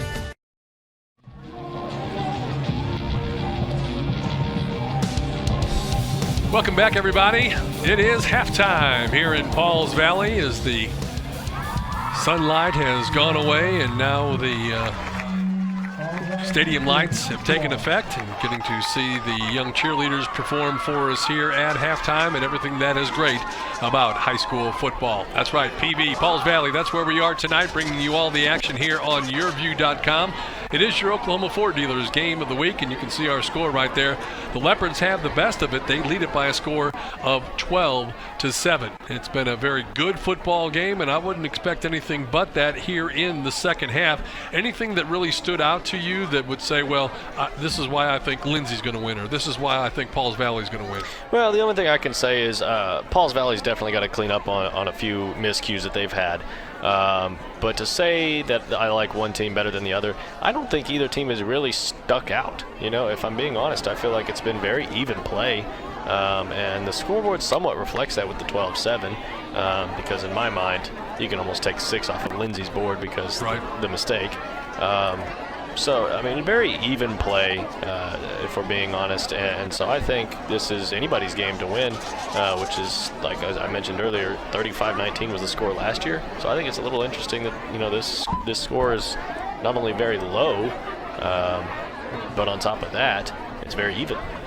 As we mentioned, in Class 3A, that's where Pauls Valley resides. The top 10 rankings in Class 3A had Heritage Hall at number 1. Heritage Hall has won a number of championships in Class 4A, so you would think they wouldn't. You're going to have to be really good to knock off Heritage Hall this year. And John Marshall may be that team. Coached by former Oklahoma State star Rashawn Woods. John Marshall is at number 2. Cassia Hall is 3rd. Then it's Lincoln Christian at number 4, Plainview at 5, followed by Kingfisher, Idabel, Berry Hill, Sulphur, and Seminole to round out the top 10 in Class 3A. And then when you look at the other class that we're talking about here this evening, being represented by the Lindsay Leopards, and of course then we're ducking down to Class 2A as I'm going through my magazine here very quickly. Class 2A, Millwood is the preseason favorite. Another school that dropped down a classification after winning state last year in Class 3A is Jones. They're the number 2 ranked team in preseason polls. Holland Hall number 3, and then Beggs 4. Chisholm is at 5, then Kingston, Vian, Davis, Victory Christian, and Adair round out your top 10 in Class 2A. So that kind of puts a wrap on where teams are expected to do and what they're expected to do, and who's going to be representing come postseason time. And naturally, you're going to have some upsets there. We see it every year, and some unbelievable performances. As I know we were talking just a little while ago about you mentioned Davis and the success that they've had. And I remember a game years and years ago when they played Millwood in the state championship game, and Millwood seemed to have it all taken care of. And in the second half, I think they ran like 6 plays as Davis just ran that wishbone and would not throw a pass. And at the very end, they caught him and finally won that state championship. And so there's so many Oklahoma football fans that can go back and point out this school this year and just talk about it, in a lot of cases glowingly because they went to that school, or maybe somewhat in a defeatist mode because their school looked as though they were going to claim that gold ball but were just unable to bring it home. Of course, you being from the east side, you've only known Union and Jenks, and until last year Owasso finally broke through. And there's been schools, of course, up there from 5A and 4A and other classes that also have a great deal of success. Collinsville stands out to mind for me for Class 5A. I believe Tulsa East Central won a state championship not too very long ago. So a great thing, high school football. And Dylan, we're certainly glad to have you on board this year and helping us bring a new flavor to YurView this year for the high school coverage. Maybe a little bit of a younger flavor. Yeah. Am I right, Steve? A younger flavor, that's right. No, but like you said, I've grown up east side. I grew up in Broken Arrow, and so I went to Broken Arrow all my life, and that's all I've ever known. And it's been BA, Owasso, Jenks, Union. I mean, that's all you needed to know was it came down to those 4 teams. Right. And so, I think this year it's going to be much the same. It's going to come down to those 4 teams. But it seems like every year you can count on, Jenks and Union, one of those 2 being in the title game. Maybe some years it's both of them. But, every year you can count on one of those 2. And then last year Owasso just blew up. And, I could tell you it was the game that Broken Arrow played Owasso. I was at that game. I was on the sidelines. And just the way that we played, until halftime, I mean, it was neck and neck. You couldn't say one team was better than the other. And then at some point, it was like Owasso just kicked into gear, and it was all of a sudden it was like 42 points on Owasso's side. I don't remember how many we had. I want to say it was maybe like 21 or something. It just quickly. And so right then is when it kind of hit me, and I said, you know what? This Owasso team is too good. They were going to win the state title this year. And then I got to have the privilege of being on the sidelines for the state championship game. And, I was there with Charlie Hanema, who was formerly a Channel 6 sports anchor and now is the public relations for Broken Arrow.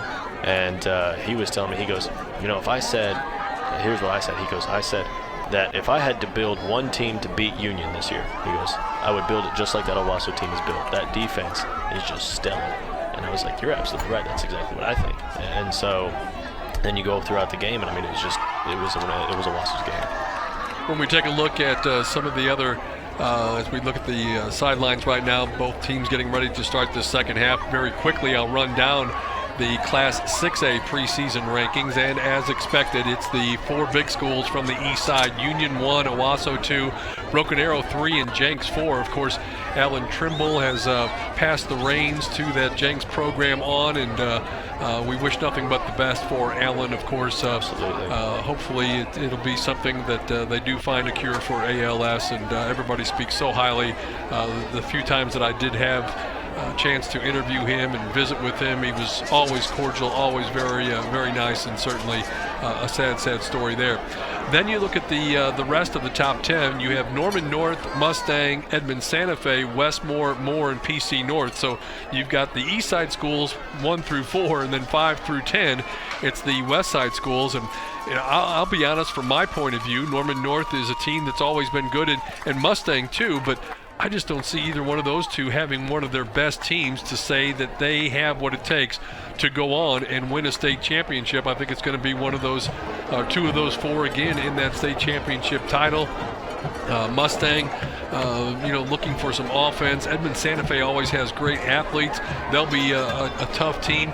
Westmore is not near as big as they have been in the past, but they're a lot faster this year. We'll see how that plays out.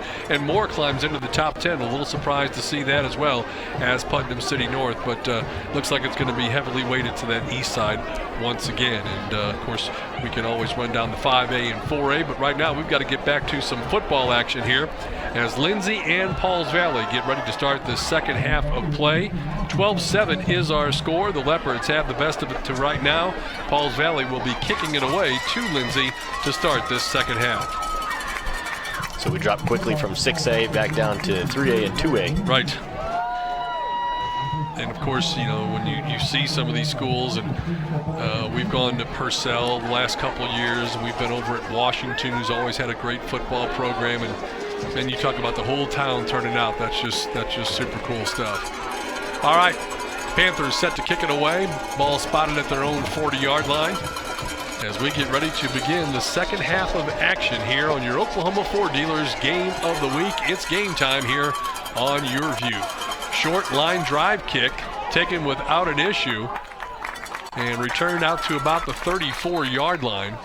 And I want to say that it was taken there by Rosayo. As it hit him, yeah, it was Anthony Rosayo with the return, and he takes it out to the 34-yard line, and that's where Lindsay will have it 1st and 10. Yeah, the kick was a little bit of a knuckleball. Went straight towards Rosayo, and then looked like the ball may have came out late, but I think they called him down before it came out.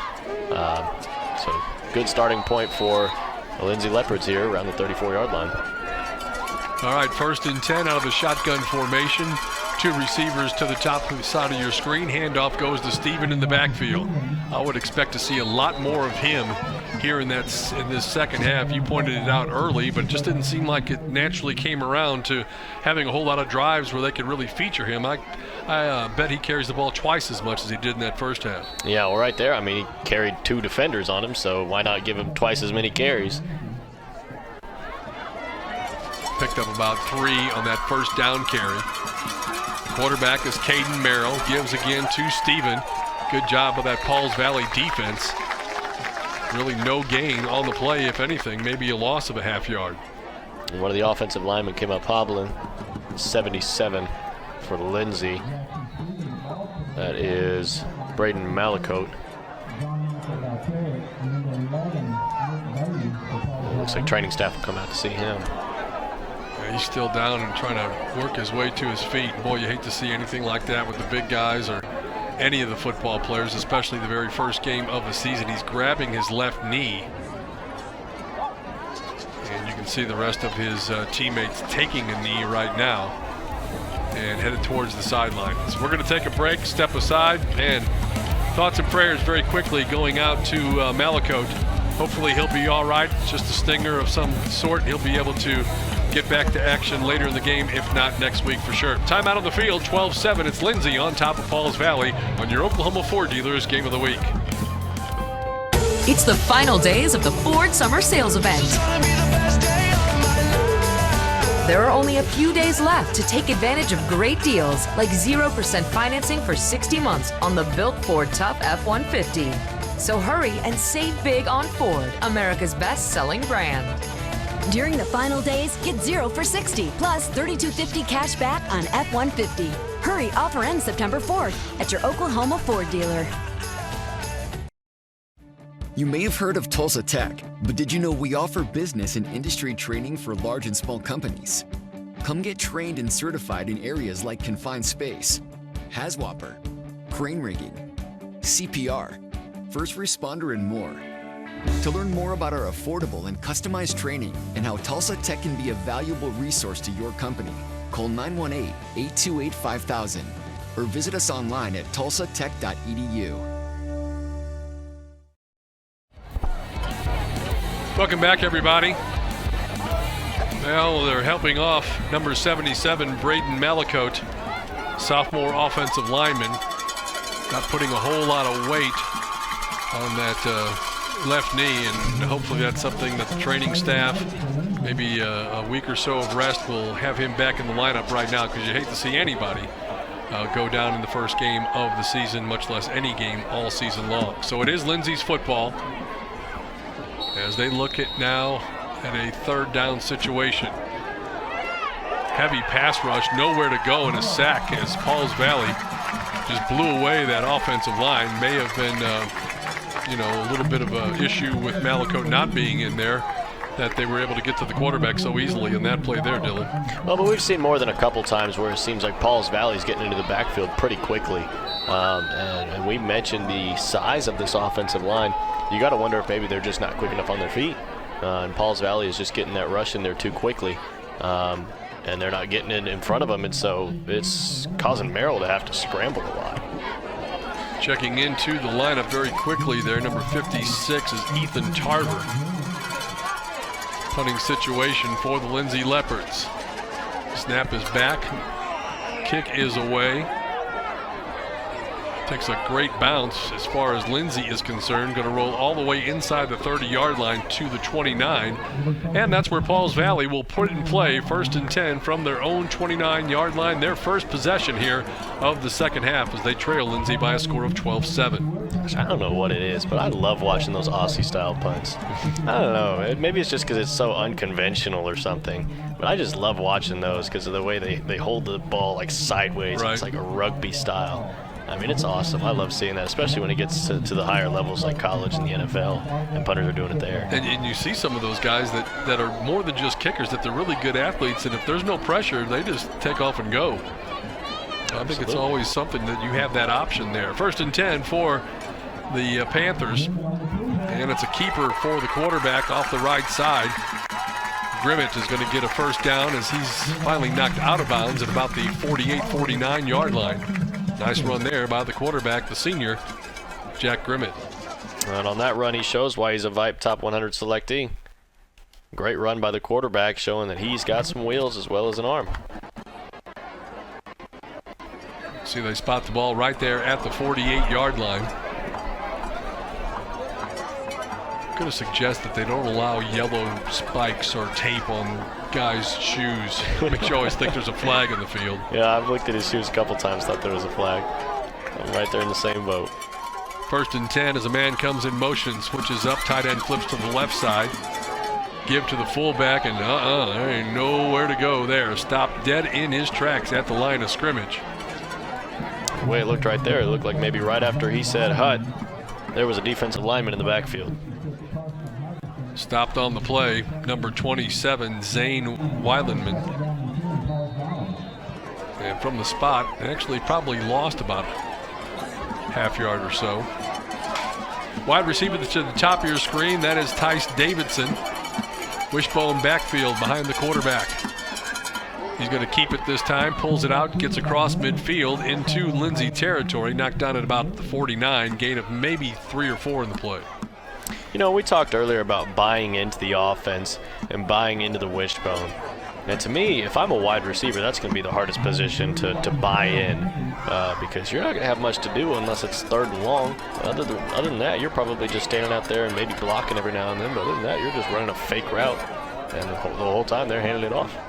Yeah, that would be tough if you know, let's say you're a sophomore and you had 20 catches, and you're a junior and you had 50 catches, and you're looking for your senior year, and all of a sudden they change up and they go to the wishbone, and you're probably going to get 20 if you're lucky. And he gets to the line of scrimmage, does Grimmett, and he says, I don't like the way this thing looks, and he takes a timeout. So we've got a timeout on the field. We're just underway in the second half. It's Pauls Valley football. They trail Lindsay, 12-7 our score on your Oklahoma Ford Dealers Game of the Week. It's the Ford Summer Sales Event, and now is the best time to buy. You ready for this, Junior? Yeah, I think I can handle it. No pressure. That's just my favorite boat. Boom. Make summer go right with Ford, America's best-selling brand. During the Ford Summer Sales Event, find great offers across a huge lineup of Ford cars, trucks, and SUVs. Now get 0% financing for 60 months plus $3,250 cash back on F-150 at your Oklahoma Ford dealer. Welcome back once again. We are in Pauls Valley tonight, as the homestanding Panthers right now with the football at the Lindsay Leopards 49-yard line. Lindsay on top, leading it by a score of 12-7. Jack Grimmett is the quarterback, wishbone formation. Grimmett this time dropping the throw, rolling to the right side, keeping it. He's going to get some good yardage out near first down in a major collision on the far side of the field.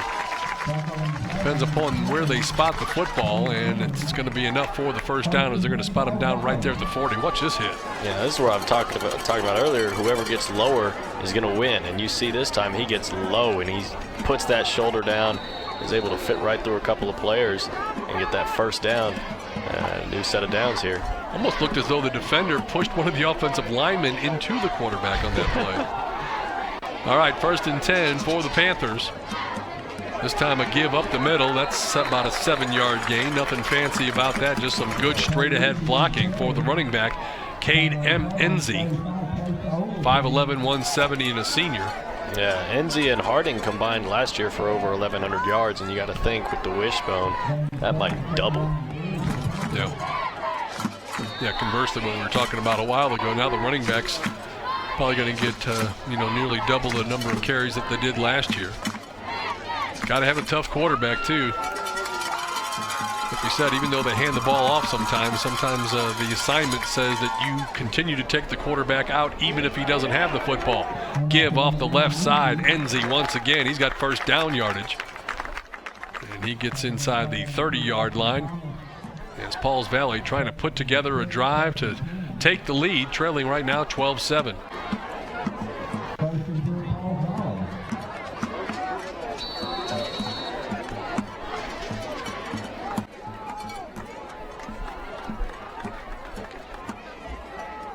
Good crowd on hand, as you can see there, Lindsay's side. Tell you about some of the other games coming up on the schedule as we have it. Further down the road, 1st and 10. Give this time straight ahead to number 4, Aaron Barnes, and Barnes is going to get about 6 or 7. Gets all the way down to the 20-yard line as you take a look. Nice hole, closed pretty quickly. Good job by the Lindsay defense after the initial push. And a good job by the running back to try to keep pushing for more yards. That was number 4, Aaron Barnes. Yep.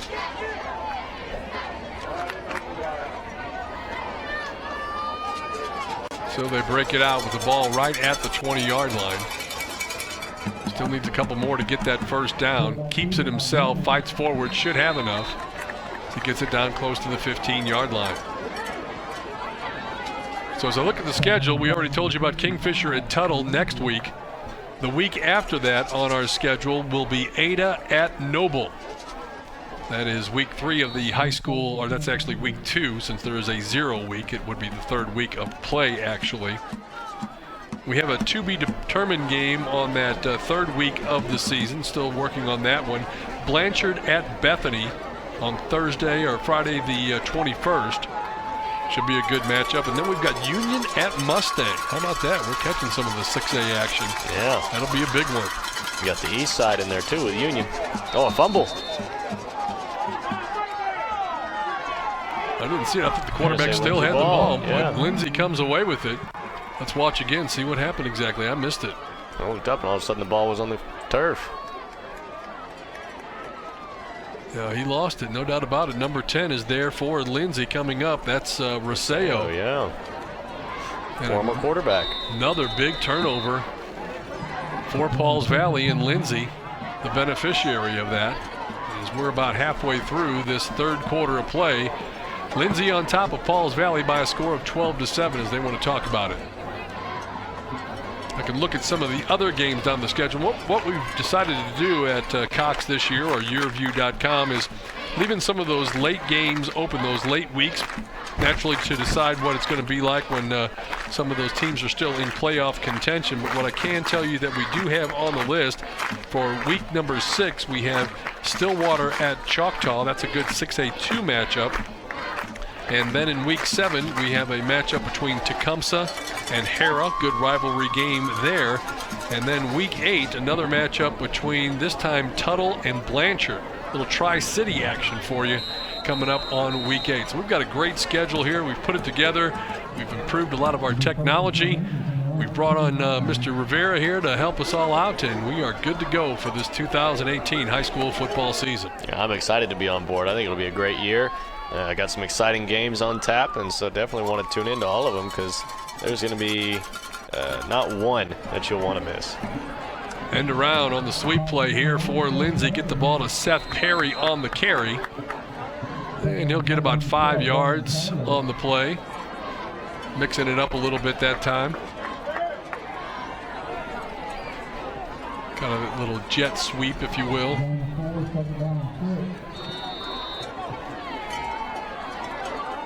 You're going to spot it at about the 26, so somebody jumped early on that offensive right side. I guess it's actually the 22-yard line. So they gave him about 3 on the carry, but that's going to be taken away now on the illegal procedure. And that'll bring up 2nd and about 13. Well, I'm starting to wonder if Ethan Tarver maybe is the plug-in for the injured number 77, Malicote. And maybe he's just trying to get into the flow of the game. Sure. Pass play, throwing it up top on the right side. And the pass nearly intercepted. Eesh. He threw up a duck. Yeah, he did. Intended out there for number 15. Trying to hook up with Chance Austin again. He's their leading receiver on the night.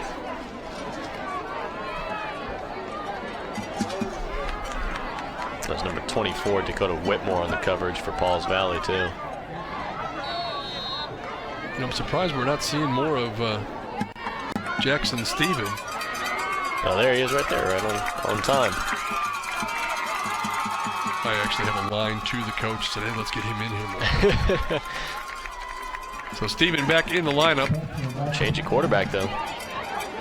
Pass to the near side, caught by Stephen, looking for some running room. Lows his shoulder, gets it out across the 20-yard line. They're going to be way shy of the necessary yardage for the first down. Yeah, a swarm of Panthers around him. Collapses any running room, and green that was in front of him just slowly faded away. Taryn Kessler is the quarterback, a young sophomore. He was a backup last year to Anthony Rosseo, but then the move in from Sayre, Caden Merrill came in. He's the number 1 quarterback. So Kessler has dropped to that number 3 role, but he said we might see all 3 tonight, and certainly we are. Punting situation, Lindsay gets the kick away. Looks like somebody may have gotten a hand on it. Ball is going to stop dead. They're going to say it's out of bounds at about the 43-yard line in the Lindsay territory. So the turnover for Pauls Valley really does not hurt them. Took some time off the clock, but now Panthers have the ball 1st and 10 from the Lindsay 43-yard line. Well, it doesn't hurt them, but again, I went back earlier and I said, they've got to cut down on the mistakes. That's 2 fumbles now already on top of the muffed punt. So they've got to clean it up. Good look at the Lindsay defense. Here comes the Pauls Valley offense. Jack Grimmett, the quarterback, wishbone formation behind the QB. Keeper, left side, stopped at the line. Maybe he fought forward for a yard or 2. It's Rosseo in on the tackle among others. Grimmett came up hobbling too. For the Leopards, and let's see what we got going on there. Looking like it might be a cramp issue here. That's always to be expected early in the football season, and you hope that's all it is. Yeah, everybody gets out of shape in the summer. Goes out and eats McDonald's because they don't have football practice anymore, and then come back, oh, what, we got a game next week? What do they always tell you about when you leave high school and that first year of college? It's the freshman 15 or whatever. Yeah, freshman 15. I've been hearing a lot of that talk. And for me, that was pretty true. My problem is I don't really gain weight. I'm one of those people that can eat and eat and eat, and then I maybe gain a pound at most. It was that way for me for a good number of years, but then in the mid-20s, with all that extracurricular activity, you played slow-pitch softball, and that's about the only exercise you got back in the day.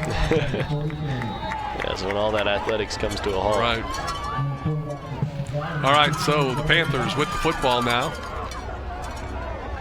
Left side, bounces off a would-be tackler, able to shake free and make some nice yardage on the play when it looked like nothing was there. The change at quarterback brings in Derek White. He came in for Grimmett on that snap. I don't know if he's going to stay on long or if maybe it's just like we mentioned, it could be just cramps and maybe he's just out for a couple of plays. But for now, Derek White will be taking the snaps. Every year I see it, and every year I say the same thing. Back when we had cramps, you just got up and you ran around on it, and it went away. But now you got to lay in the field, and the trainer's got to come out and see you. Man, just get up and move around. It must be real old school. I've never heard of that. Our executive producer, Mark Jeffries, I'm pretty sure he'd tell you the same thing. Here's a handoff right side. That's McElhaney, who scored a touchdown earlier. Getting the necessary yardage. Should be first down for the Panthers. You just reiterated what I said. Real old school. Yeah. Taking shots at the old guys, huh? Have you ever heard about old man strength? No, I don't think I have. That's something your dads or your uncles could probably tell you about. Even though it looks like, oh, he's old, it'd be easy to take him. Don't ever underestimate old man strength. That's true. Mr. Miyagi was pretty strong. So it is another player for Lindsay down, and it does look to be another cramping situation. So both teams retreat, and everybody does their best to stay hydrated. We went from a quick first half to a very slow second half. Now we're getting all these cramps. No, I say very slow for this game. Right. For every other game, it's probably normal. Yeah, right around the 3-minute mark left to go in this third quarter, and yet it's still not even 9 o'clock. See, now watch, he's gonna get all this stretching and everything else, and I'm sure there's a very good reason for it. I'm just being the old curmudgeon here. Man, you got a leg cramp, man. You just got up and you moved on it right away, and it went away. No, I remember there was one time I used to play basketball. See, he's fine. There was one time where I had gotten a cramp at the end of a game, and I knew it was the last game, so I played through it and everything. It was no big deal, and then we won that game, and then they told us, oh, you got to play a fourth game, and I was like, oh no. And so right at the start of the next game, I was cramping real bad. And cramps hurt. Yeah. Oh no. I think everybody's experienced them. I mean, they're painful. All right, so here we go. Pauls Valley with the football. Keeper left side for the quarterback. He's going to shoot forward, get to about the 27-yard line, gain of perhaps 3 in the play. The worst time to get a cramp is when you're sleeping. Yes, I can definitely vouch for that. When you're out of it, and then just all of a sudden it's like, boom, it's on you. That hurts. You can see there from the sideline marker on the far side of the field, needs to get to the 20-yard line for the first down. Ball was spotted at about the 27. Grimmett takes the snap, handoff right side, cut back, and there is the first down yardage and then some. McElhaney, again, is that offensive line maybe starting to wear down the Lindsay defensive front. Here's a look. Good cut inside. It looked like everybody was buying that outside run, and he cut it back. Able to pick up some extra yardage. Good block there by number 4, Aaron Barnes, and also by number 27, Zane Weilandman. Well, this is where Pauls Valley has been their own worst enemy. They've had a couple of turnovers in the contest. Don't want to turn it over down here. Just inside the 27-yard line. Turns and gives the ball left side. That is, again, as you mentioned, Derek White in at quarterback. Handoff there going to Cade Ensey. He's going to get it all the way down to close to the 10-yard line. The thing I've noticed about Derek White is he's a smaller quarterback, but he's fast. I mean, I watched him run out on one of his fakes. I mean, he handed the ball off and then he took off around the weak side, but I mean, he's fast. He's a fast quarterback. Looks like Grimmett might be back in, though. Quickly to the line of scrimmage. It is Grimmett back at quarterback. Takes the snap, gives left side. Once again, it is Ensey on the carry. He gets inside the 10 down to about the 6-yard line. It's a high tackle. You're not taught to wrap up around the shoulder pads. You're taught to wrap up around the hips or around the legs. Take their legs out from underneath them. Less than a minute left to go here in the third quarter. Pauls Valley doesn't care if it's in the third or in the fourth. They just want the lead, and they're knocking on the door right here. Late substitution in the lineup for Lindsay. They look a little disorganized. Handoff right side, fighting for the end zone and getting in for the score. And the Panthers have taken the lead with the touchdown. That'll make it 13-12 with the extra point coming. Well, there you see when they stop, making so many mistakes and they start playing some mistake-free football, they're able to move the ball down the field with this wishbone offense. And they get inside scoring range and they can just punch it in. I mean, it's just, they've got to clean it up, especially for week 2 going up against Oklahoma Christian School. They're going to have to clean it up. Nice job up front there. Jake Foster, one of the big guys, creating that hole, getting him into the end zone. It's a 1-point lead for Pauls Valley. They're going to opt to go for the 2. Keep it out of the wishbone formation. Grimmett rolling right side, looking to throw. Lots of pressure there, and the pass is incomplete. Good job defensively for the Lindsay Lions to turn him aside. And but it is he threw. As we get ready to end this third quarter, close to it, Pauls Valley has taken the lead at home over Lindsay. 13-12, our score on your Oklahoma Ford Dealers Game of the Week. It's the final days of the Ford Summer Sales Event. There are only a few days left to take advantage of great deals like 0% financing for 60 months on the built Ford Tough F-150. So hurry and save big on Ford, America's best-selling brand. During the final days, get 0 for 60 plus $32.50 cash back on F-150. Hurry, offer ends September 4th at your Oklahoma Ford dealer. Weoki's new money certificate rates are incredible. Transfer money from another institution to a Weoki 35-month certificate and receive 3.05 APY. Yes, that's over 3%. And get a $100 cash bonus for new CD amounts of $100,000 and greater. Open your certificate with new money at Weoki and start earning incredible rates. Federally insured, rate and bonus are for new money only. Other terms and limitations apply. Contact Weoki for details. Welcome back to Pauls Valley. Panthers have just scored a touchdown. Were not able to convert on their 2-point attempt after the TD, but they still have the lead. 13-12 over Lindsay. Good football game here tonight for our season opener on your Oklahoma Ford Dealers Game of the Week. It's game time on YurView. Well, how about 35-19 last year? 13-12 at the end of 3, basically, unless there's something that happens within these last 30 seconds. But 13-12 through 3 here tonight. Hard-fought ball game. Both teams giving it their all here. We've seen some cramping issues. We did see one injury, and we hope that young Mr. Braden Malacote is going to be all right. As he left the field probably, midway through that third quarter or early in the third quarter.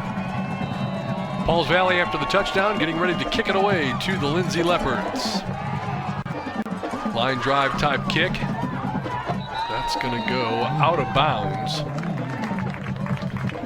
And let's see what I did get a list from one of my referee friends. There are about 2 different pages of things that have changed, but most of it has to do with timekeeping and things like that.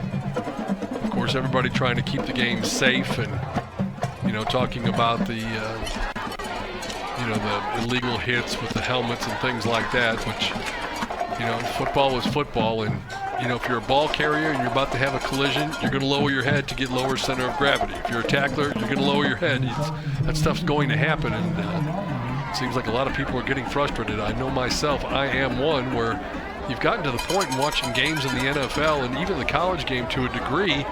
Used to be your team would score a touchdown, and it might be a little iffy, but we scored. Now you just automatically wait every time to get excited because you know it's going to have to go through a review process. I'm getting real tired of it. Yeah, there's a lot of frustrated football fans out there, including myself, especially with the new helmet rule. And I think it was Richard Sherman that tweeted it out, and of course he's very outspoken. Yes.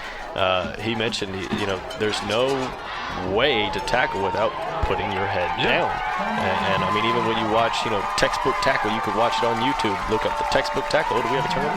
That's what we do. We got a turnover. So Lindsay, first play from scrimmage. We'll continue that thought in just a bit. Fumbles the football. Pauls Valley comes up with it. We'll see on the replay if we can't figure out what happened or who came away with the football. Didn't see it off the beginning there, but either way, it's going to be Pauls Valley football. They just scored. That was the first play from scrimmage after the touchdown, and now they have it 1st and 10 at the Lindsay 35-yard line. Quite a turn of events here. I think that was 44 on the recovery, so that was Angel Gonzalez. Grimmett, the quarterback, wishbone formation. Grimmett takes the snap, gives to the tailback, who's going to fall forward for a gain of about 2 on the play. Cade Enzi once again. Now number 22 for Lindsay coming up a little gimpy. That's Caden Newey as he runs off. No, but what I was getting ready to say was, you can go on YouTube or anywhere really and see, look up the textbook tackle, and it's going to involve them putting their head down. Sure. All right, that appears to be the end of our third quarter of play here at Pauls Valley. Panthers with the football. They're threatening to take the lead as we get ready to begin the fourth quarter when we come back here on your Oklahoma Ford Dealers Game of the Week. Thinks about their water heater until it fails. At that point, you have a huge mess on your hands with water damage everywhere. A planned water heater replacement can save you a lot of trouble. Right now, you can save big on a new high-efficiency water heater. Call Airco Service, the company you know. Weoki's new money certificate rates are incredible. Transfer money from another institution to a Weoki 35-month certificate and receive 3.05 APY. Yes, that's over 3%. And get a $100 cash bonus for new CD amounts of $100,000 and greater. Open your certificate with new money at Weoki and start earning incredible rates. Federally insured, rate and bonus are for new money only. Other terms and limitations apply. Contact Weoki for details. Welcome back to Pauls Valley. Steve Marshall, Dylan Rivera. bringing you all the action tonight, and the Panthers have taken over possession of the football, trailing by 1, but they have it now deep inside Lindsay territory. They're going to spot the ball right at the 21-yard line. They just put in the wishbone this year. It's worked with some success. I'm not going to say it's been an overwhelming success, but good success so far here early. And there with the carry up the middle, number 27, that's Wielandman once again. Well, and I kind of wonder what the scoreboard would look like without their mistakes, without their fumbles. Do they maybe have 1-2 more touchdowns on the board? Do we then say, hey, the wishbone looks like it works really well? Because, I mean, to this point, I can't say that, the wishbone hasn't been unsuccessful. Right. I mean, they're moving the ball down the field. They've just got to make sure that they hold on to that football. This time a keeper, Grimmett, keeps it around the right side. He's got first down yardage and then some. Gets inside the 15 down to about the 14-yard line. And a first down for the Panthers. Good block there on the edge by the offensive line. Another good block from a receiver upfield. And just tripped up as he's trying to get some more yardage. So they're going to spot it right at the 15-yard line.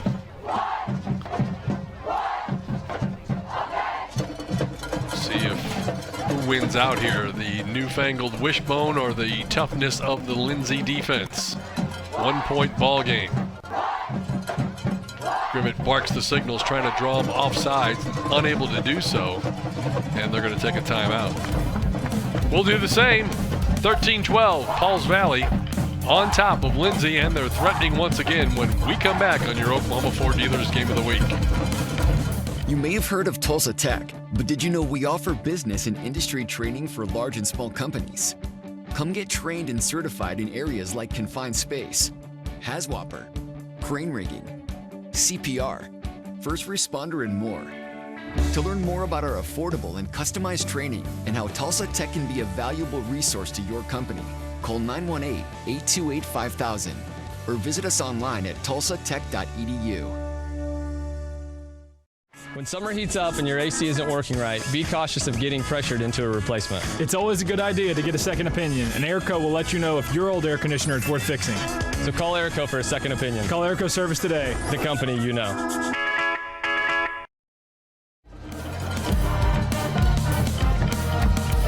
Back in Pauls Valley, Panthers on top, leading it by 1.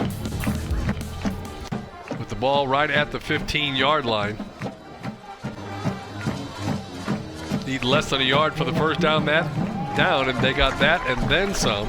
As Grimmett keeps it, gets it inside the 10, down to about the 6, maybe even the 5-yard. Now they're going to spot it down at about the 6. Yeah, good run by Grimmett. And at the end of the day, he may end up being their leading rusher for this season with this wishbone offense. Oh, and he's built for it, too. 6'1", 175. There's a big number 76 coming into the lineup, or is that 78 coming into the lineup for Lindsay? That is Thomas Childers, a sophomore lineman. Trying to take up some space there in the middle.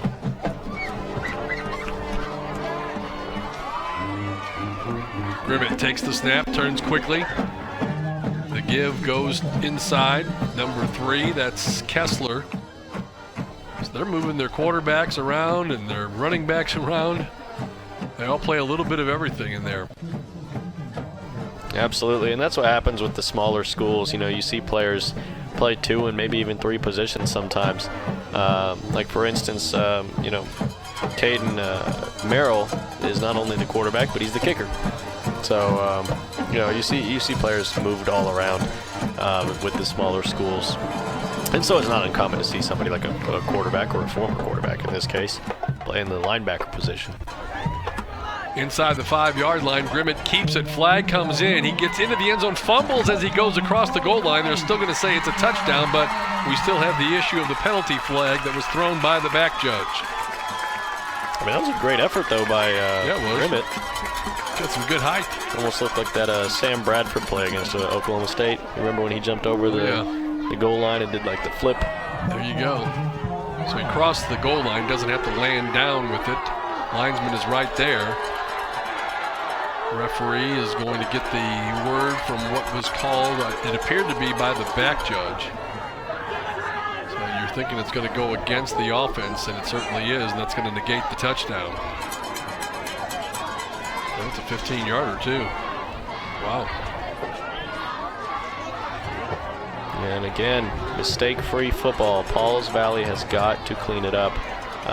And they've got, this is just week 1, so obviously, they've got time to clean it up, but you got to clean it up early. You don't want to let those mistakes just, fade away, because it's like a stain. If you let the stain sit in your shirt, it's going to stain the shirt.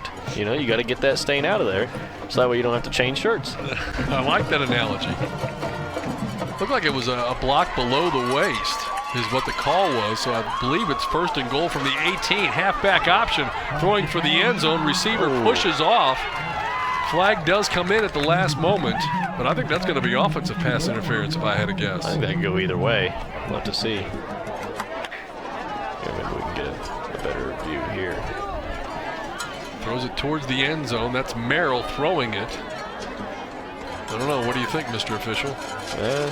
We'll have to see. I saw a jersey pull from Blaine Moore, but he didn't have his helmet to the ball until the very last second either. Here's another look. Try to watch the right corner of your screen there. I don't know. The flag may have happened before I saw the push-off. Looks like they just pointed the way of the defense. Yeah. And if that's an automatic first down, that's going to dig Pauls Valley out of a deep hole.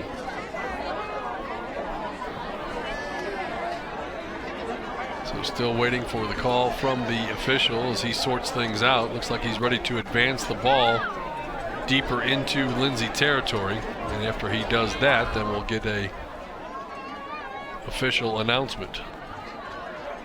I'm sorry, that wasn't Blaine Moore either. That was Joe Wisniewski. Correct myself. So they'll spot the ball at about the 9-yard line. Is that roughing the passer? I didn't see one. I wouldn't think so, since he became he was a runner with the football. Yeah. Was that the signal that I saw? I don't know. I wasn't looking at the signal. I was paying attention to the other stuff, but either way, it's going to be Pauls Valley football, and they're going to spot it at about the 9-yard line. Say the 9, yeah.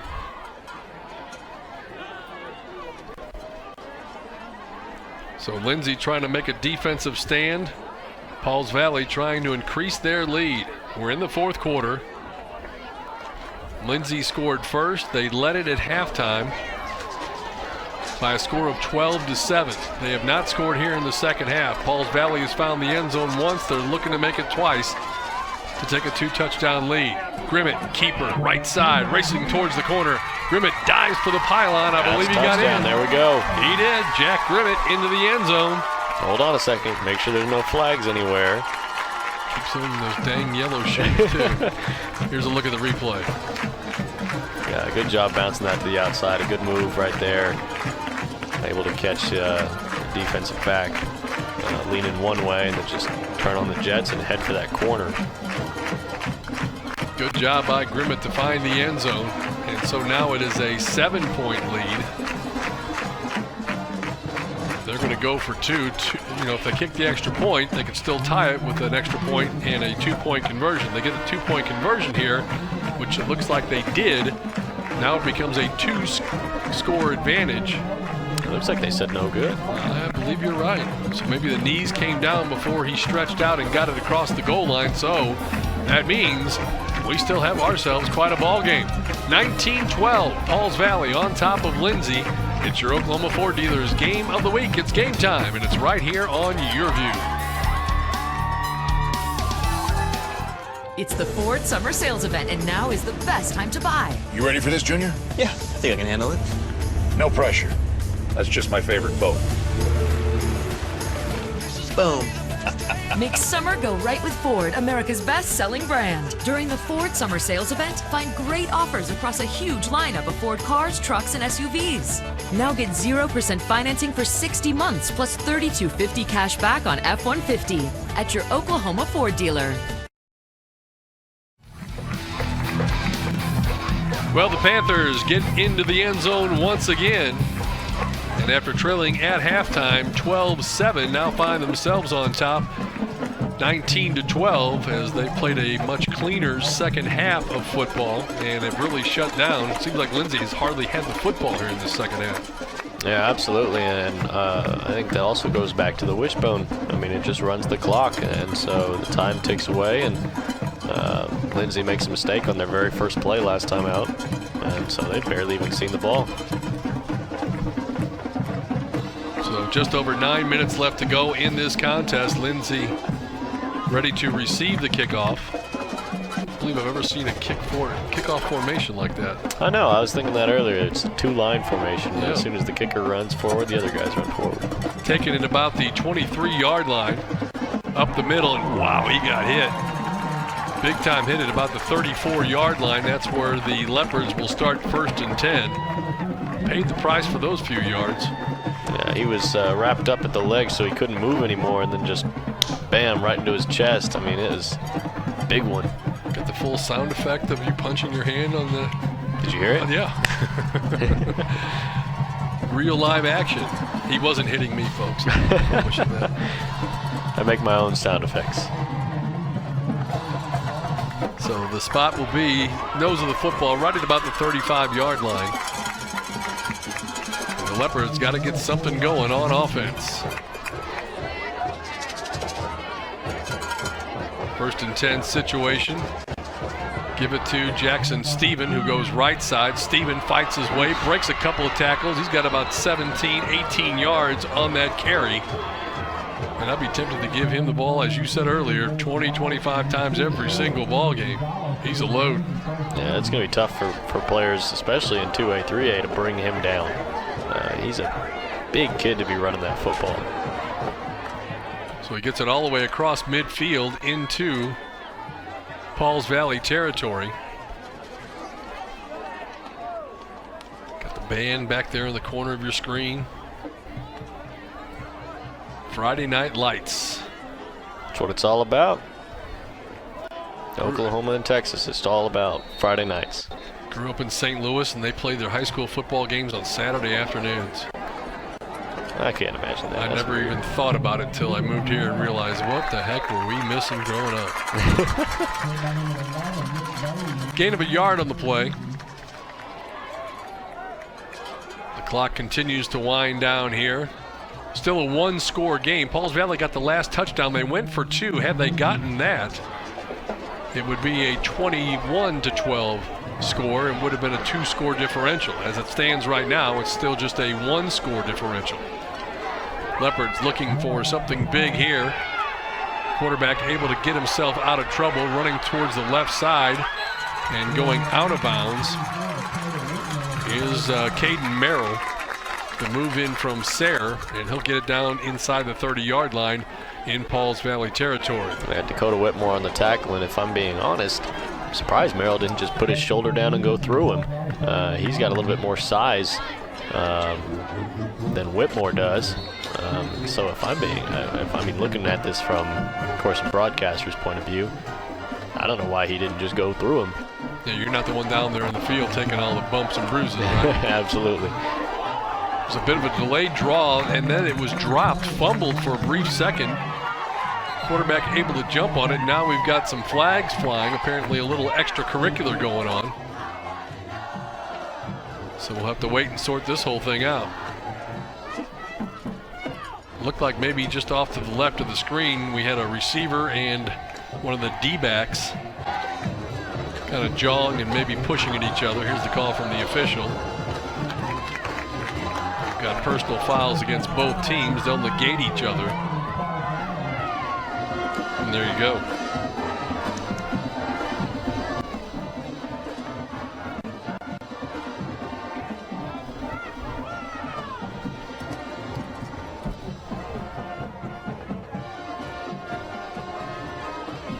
So as they sort things out, going to spot the ball right at about the 34-yard line.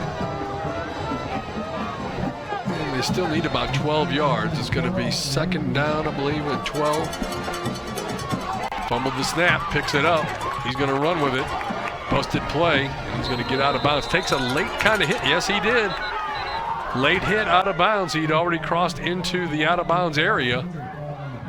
You can see the coaches complaining to his own player, what are you doing?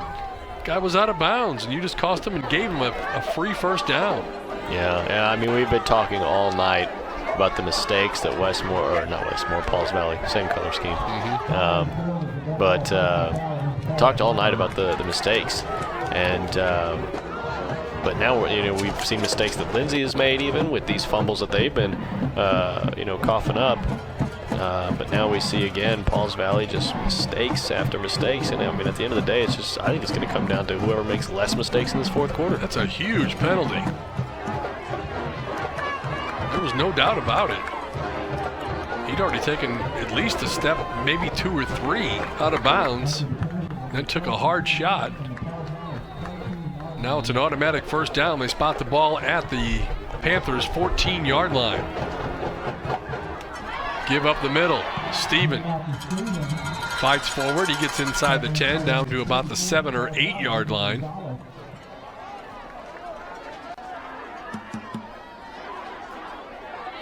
Leopards line up quickly. Quarterback once again is Caden Merrill. Merrill, Jackson Steven. Handoff gets inside the 5-yard line to about the 4. Again, you just got to keep handing him the ball. If I'm Lindsay and I'm the offensive coordinator for the Leopards, I'm saying hand him the ball. Next play out, hand him the ball. Next play out, hand him the ball. I mean, they can't tackle him. Doesn't appear to be. It's a good 4-yard gain, 5-yard gain every single time. I think you said last year he averaged 6 per carry. Yep. So this time he fakes the handoff, keeps it himself, and gets into the end zone for the touchdown. The Leopards are 1 point away, 1 extra point away from tying this up, or let's see if they choose to go for 2 and take the lead. Here's a look at the replay. This game got very interesting very quickly just now. If another mistake had been made, we've been talking about mistakes all night. We may not be looking at a close score, but Lindsay able to stay in it now, 19-18, with a PAT attempt to come. Maybe we're talking about 19-19 with under 7 minutes to play. Big number 79, you see him there on your screen. He blocked 2 men on that touchdown run. Jacob Allen. Nice job by the junior offensive lineman. Now the extra point attempt to tie this football game up. Caden Merrill comes in for the PAT. Snap back, high snap, loose ball. And they're going to drag down the defender. So the high snap. And Lindsay is not even able to get the kick away. And Pauls Valley maintains a 1-point lead with under 7 minutes to play. Wow. Yeah, Wheeleman was able to get in there pretty quickly, and I mean that was a crucial play for the Leopards. And it could end up being a costly mistake. I mean, to the point where they may even lose this game because we've talked about this wishbone is going to run the clock. And so we could see the clock almost completely run out with this Pauls Valley possession about to come up. So unless a mistake is made, knock on wood if you're a Panthers fan, we could see Pauls Valley walk away with a 19-18 win, which is vastly different from last year when they won at 35-19. All right, so it's been an interesting game to this point. We'll keep it right here. As you look in, tune in. Don't forget to join us again next week. Our action will come your way. It'll be a Friday night contest once again. It'll be Kingfisher at Tuttle. And what used to be always great matchup among 4A teams, Kingfisher in 3A this year. Tuttle remained in 4A. Tigers were victorious last night, 41-7. Carson Berryhill, their outstanding quarterback, was 16 of 19. I think he threw for over 300 yards. He's also a wrestler who I believe won a state championship as a sophomore, was a runner-up last year. And talk about a guy you would want to have as your quarterback. He's the real deal, man.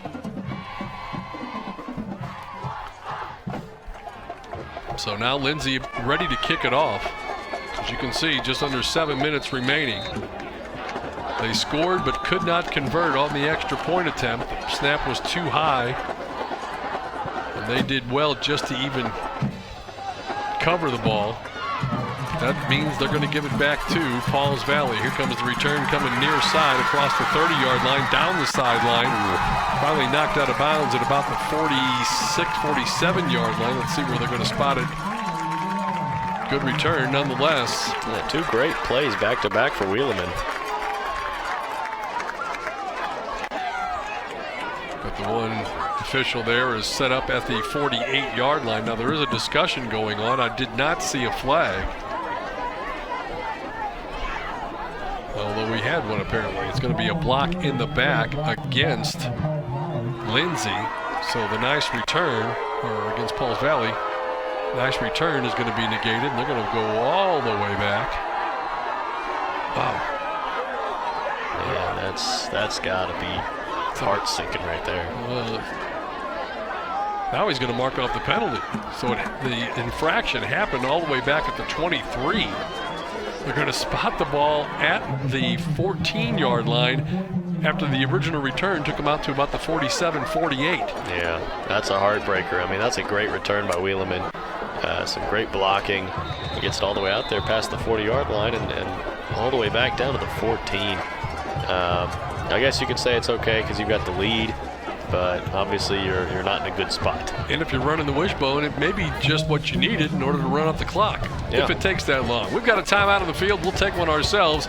Under 7 minutes left to go in an exciting football game, the season opener on YurView. It's your Oklahoma Ford dealers Game of the Week. It's the final days of the Ford Summer Sales Event. There are only a few days left to take advantage of great deals like 0% financing for 60 months on the built Ford Tough F-150. So hurry and save big on Ford, America's best-selling brand. During the final days, get 0 for 60 plus $32.50 cash back on F-150. Hurry, offer ends September 4th at your Oklahoma Ford dealer.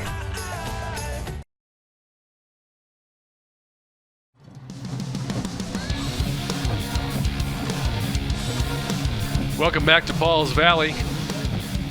Just under 7 minutes left to go in this contest. Pauls Valley has the football and they have a 1-point lead. After Lindsay scored, they had originally taken the kickoff all the way back to their own 48-yard line, but there was a penalty on a block in the back. And after the infraction from the spot of the penalty, marked the ball all the way back at the 14-yard line. So for their part, Pauls Valley in no hurry. They have the football, and with a wishbone type offense, that's one of the advantages of it. You know, if you're trying to get and make up scores, it's not ideal to try and get a lot of quick points, but it also allows you to run the football, keep the clock running when you have the lead, such as Pauls Valley has right now. Well, we've been talking about the wishbone a lot tonight, and I'm going to give a little bit of a history of it. It was kind of thought up by Darrell Royal back with Texas back in his tenure, from 1957 to 1976. And then some other teams, some other big-name schools, including Oklahoma, kind of developed their own version of it, or even maybe just copied the same version from Texas. And, it just became something that was normal, and defenses started to prepare for it.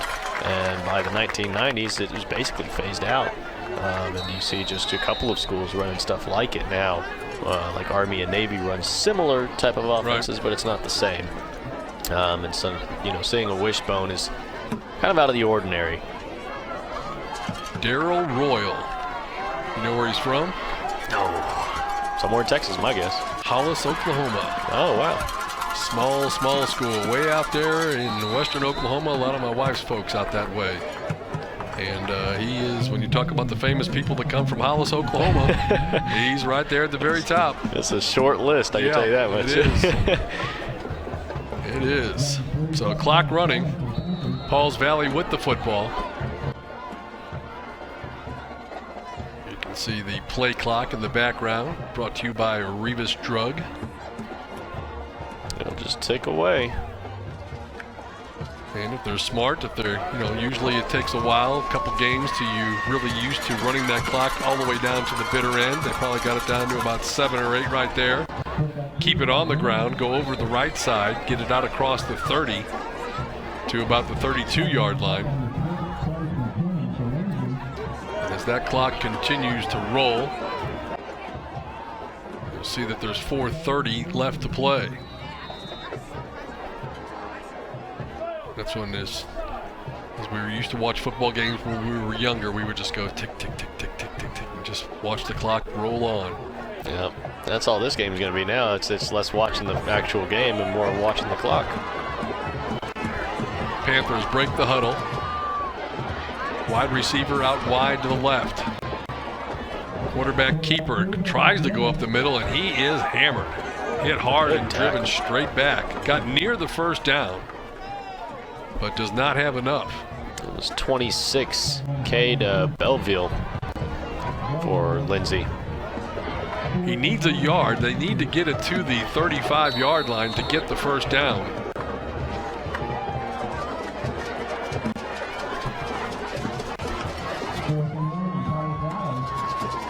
So I believe it's 3rd and short here. Gotta have the 1. Lindsay needs a stop right here. And they did draw him off. I thought he went across, didn't see a flag until the line judge here at the bottom of your screen threw that, and that's going to be a first down, and that's a huge first down.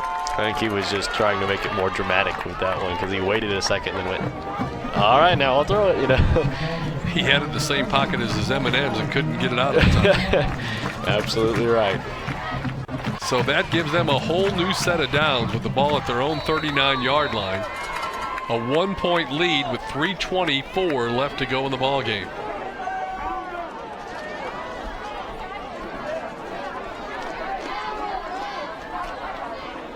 Clock will start. They strap it on. 1st and 10. Quarterback keeper off the right side. He's going to get about 5, stay inbounds. That's going to be a holding. I saw it, I think it was 62. And we do have a flag on the field. I did not see it. The younger, brighter eyes able to pick that one up. Man, how do you hold in a play like that? That's not going to win you favor in the film room on Sunday. That's absolutely right. I mean, it was a good run, too. Gained some good yardage, stayed in bounds.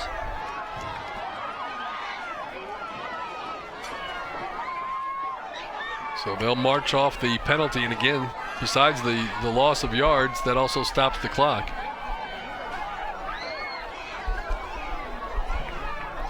I don't know how big the stadium is at Pauls Valley, but he's going to be running some steps, I'm pretty sure. Either that or running some lines. Giving plenty of prowlers. Yep. All right, Panthers break the huddle, come out with the line of scrimmage at their own 31-yard line.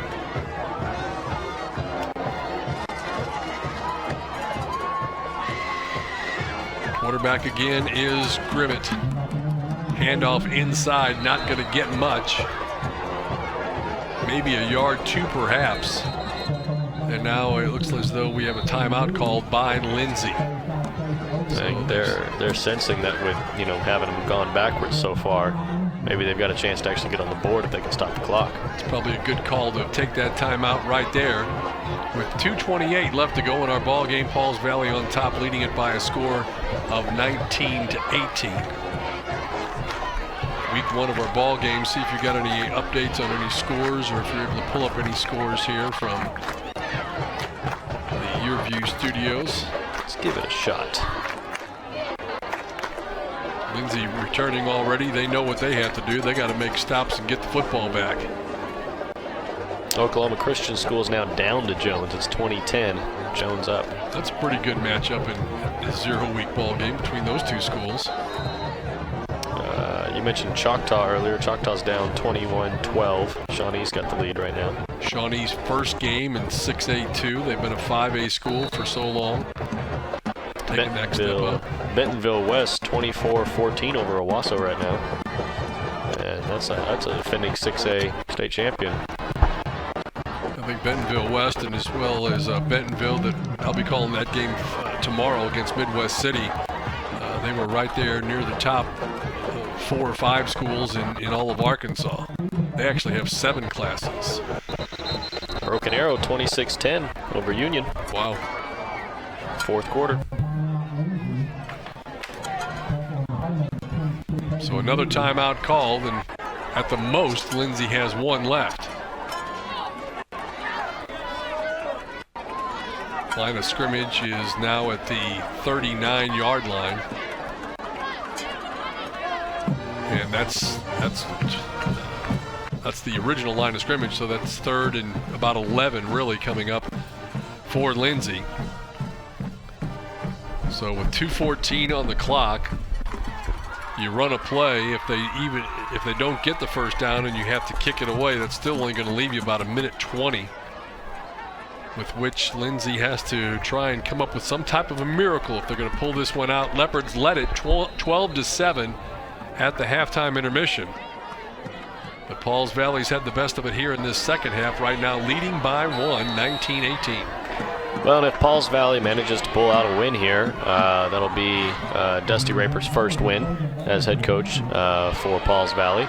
Obviously, they moved him to the head coach after a few years of mediocrity, to say the best. You see a good run from Grimmett. Run to the left side. He's going to get about 7 or 8 of those necessary yards. The clock does continue to run now, and it will be a 4th down situation. They could risk it, go for it, and really seal the game. Or do you do that, or do you kick it away with the risk of having it blocked, returned for a touchdown? Oh, that's a tough call right there. What are you going to do, Coach? Well, I don't really know. I think on this one, if you're going to go for it, you've got to bounce Grimmett to the outside. That's where we've seen the most success in the running game for the Panthers. Obviously you're going to set up in that wishbone and send it outside. So it looks like right now maybe they'll just take a delay of game, or is there a timeout or what? It may have been Pauls Valley taking the timeout there to talk about what it is they want to do. Interesting. I was going to say maybe you even take a delay of game, let it drop back a few yards, and then punt it from there. So many different variables that all go into it here on a 4th down and probably 3 situation. Well, and the one thing that is positive for Lindsay is we have seen their passing game actually work a little bit, at least the connection to number 15, Chance Austin. That connection between him and his quarterback, Caden Merrill, has seemed to work. So, if they can manage to find that same spark here in this last minute 28, it could be set for a score. All right, so here we go. For all intents and purposes, a 4th down, a little bit more than 2. If they get the first down, they are in punt formation, though, so looks like they're going to... well, we have seen them fake it, so we have. Snap back, good snap. The Aussie rugby kick to the right side. It's a good kick. Great kick. Yeah, great bounce there. Rolls all the way down to about the 12-yard line as it's rolling slowly down the field. Each precious second ticks off, and clock stops at about 1:17 left to go for the Leopards. Do they have the big play capability? Have they saved all of their offensive trick plays for just this moment? Yeah, so this will be the game-deciding drive right here. You got 1:17. So you got, let's see, I'm going to do my math real quick. 77 seconds. That's good. 77 seconds to decide whether you're going to pick up a win here tonight or hand it over to Pauls Valley and let them get their first win of the year. Tie score is not possible with the 1 point differential. Quarterback for Lindsay is Caden Merrill. His go-to guys have been Jackson Stephen out of the backfield, but I don't know that he's the burner top guy that you need to get the big play. Caden Merrill, the quarterback, and Anthony Rosseo. Merrill's not even at a quarterback right now. So they're going the other way, and they've got Taryn Kessler in the lineup. throws far side, gets the first down, and stops the clock. How about that? Good catch from Seth Perry there. That was a high ball, and then he brought it in and 2 feet down. Hit just as he throws. That was a nice catch, you're right. All the way out to close to the 25-yard line. Only took 6 seconds off the clock. 2 receivers up top of your screen. 2 to the bottom, going deep. Underneath receiver, it's incomplete. And really nobody in that area. Probably trying to run a little bit of a rub route down there where the 2 receivers kind of run down the field almost together and not really setting a screen for the other, but kind of setting a screen for the other guy to try to break him loose, and unable to do that in that situation. So to bring up 2nd and 10. I'm wondering if Kessler's kind of the strong arm of the 3 that we've mentioned as the quarterbacks. I'm wondering if he's, got the strongest arms. They're saying, you know what, we'll let you go out there and see if you can just hit one deep and get some big play, and that one's not going to be a big play there. Did not want that. That was a huge play. That's going to stop the clock. Looks like there was an altercation on the field here as one of the guys had his helmet ripped off for Lindsay, number 55. Although I don't have a 55 on my Lindsay roster. Nonetheless, they're talking with the referee as though something may still be forthcoming. Right now we've got a timeout on the field. We're under a minute to play with 51 seconds left. Yeah, you're going to have to air the ball out. I mean, you're all the way pinned almost backs against the wall to your end zone. You've got to get the ball up the field. Running the ball is not going to stop the clock. It's going to keep it going. You don't have any timeouts. I mean, you've got to let that ball fly. Well, you had mentioned that, Kessler in a quarterback now has been kind of the thrower of the group. They made Merrill the starting quarterback because he was more proficient in the run game from the quarterback position. So obviously you find yourself trailing with a long distance to go late in a football game, just 51 seconds to play. Kessler appears to be the man. You see kind of more of like a prevent defense here for Pauls Valley too. A lot of defensive backs on the field, only 4 guys going to be heading towards the quarterback. Really only 2 down linemen, although they blitz the 2 ends and get in there and get the sack on the play. That's 1, 2, 3, 4, 5, 6 guys back there with the quarterback. 4 guys rushing, and they still got to him. I think part of the reason is, too, we saw Malakote go out earlier for Lindsay, and that obviously has been a big blow to their offensive line. I think since he's gone down, I've seen more rushes. Looking downfield, throwing deep, and it's intercepted, taken away by the Panthers. Pauls Valley coming up with the Oski there. Tice Davidson, the senior defensive back. Wait and see if there's any flags in the play as we retreat to the other end. There is a conversation going on between the referee. It's an illegal shift. It's declined, obviously, and Pauls Valley will take over, and all they have to do now is let the clock run out. That's ball game. And I mentioned his name early on, and I said he was going to make a play. And he waited until the last 20 seconds to make that play. So unless some unforeseen tragedy happens for Pauls Valley, they'll win this game as they won it last year. A little more exciting this year. The score stands at 19-18. They now have the football with just 19 seconds remaining, and I do believe Lindsay is out of timeouts. That's just how good we are at picking games. We said, you know what, this one's going to be an exciting one. Right down to the very end. 19-18. Good way to start off our season. That's right. Getting that victory-type formation. Quarterback takes it, kneels down, and that should do it. Immediately hand the ball to the referee. And there you see the clock ticking down, and the Pauls Valley Panthers get the opener here as they defeat Lindsay in a well-fought ball game. Good contest all the way through. Our final score, the Panthers over the Leopards, 19-18. Pauls Valley defeats Lindsay on the opening game of the 2018 high school football season right here on YurView, brought to you by your Oklahoma Ford dealers. It's the final days of the Ford Summer Sales Event. There are only a few days left to take advantage of great deals like 0% financing for 60 months on the built Ford Tough F-150. So hurry and save big on Ford, America's best-selling brand. During the final days, get 0 for 60 plus $32.50 cash back on F-150. Hurry, offer ends September 4th at your Oklahoma Ford dealer. Good morning, Bella. Good morning. Are you ready? Yeah. 5 little monkeys. Yay, Bella! Hold still. Almost done. Oh, Bella, I really love playing with you. Thanks, Grandma. I really like our visits. Whatever tech tomorrow dreams up, you'll be ready with GigaBlast. Future speed internet is here from Cox. When summer heats up and your AC isn't working right, be cautious of getting pressured into a replacement. It's always a good idea to get a second opinion. An Airco will let you know if your old air conditioner is worth fixing.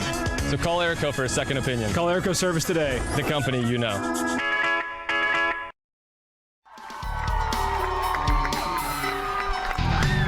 Welcome back, everybody. You can see the Panthers are all gathered around their new head coach, Dusty Raper. He was the defensive coordinator for a number of years, has taken over and has won his first game in game number 1. What a way to end it. What a football game as Pauls Valley squeaks it out by a final score of 19-18. Let's take a look at some of those second half highlights that shows us how we got to the final score. It was a 12-7 lead for Lindsay at the halftime intermission. After Lindsay had scored first but missed their extra point, Pauls Valley scored. They made their extra point. It was 7-6, and here's the second half highlights for you here. So we'll let you take it here, Dylan. Yeah, so a good run up that right side, and I remember talking about that one, how he cut it inside. He looked like he was getting ready to bounce it outside.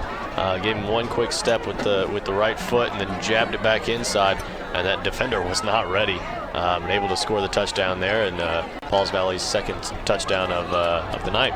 Pauls Valley went on top at that point in time, and they were later able to add another touchdown and extend their lead. And here it is again here at Pauls Valley, and this time it's the quarterback keeping it and getting into the corner. Yeah, and this is the one where I said he's just got to head for that corner in that scenario. There's no way he's going to, be able to get through that last defender or by him. And so it's just going to come down to, can you reach that corner? It's a foot race for that corner. And he got there in time. Jack Grimmett, the quarterback, getting into the end zone for the touchdown, but even though that gave them a 19-12 lead, it still was not over as Lindsay was able to come back with one touchdown to get close. Here's a look at that final touchdown for the Leopards. Yeah, that one was a good run. Once again, we've seen those two both worked really well. 33 Jackson Stephen and 9 Merrill. Both those guys, I mean, they really helped Lindsay get those 18 points on the board. And so, yeah, maybe you say, oh, well, we ended up losing today, so it doesn't matter. At the same time, you can rest your hat on saying, hey, those two guys really did a great job. Lindsay would miss the extra point after that touchdown, and that is the difference in the ball game as Pauls Valley gets the season opener by a final score of 19-18 here on Your Game of the Week. A reminder, next week we'll be over at Tuttle, and it will be the Kingfisher Yellow Jackets playing at the Tuttle Tigers right here for Your Game of the Week, brought to you by your Oklahoma Ford dealers on YurView.com. For my partner, Dylan Rivera, for Mark Jeffries, I'm Steve Marshall. Hope you enjoyed Week 1. We'll be back with more action throughout the high school football season right here on YurView.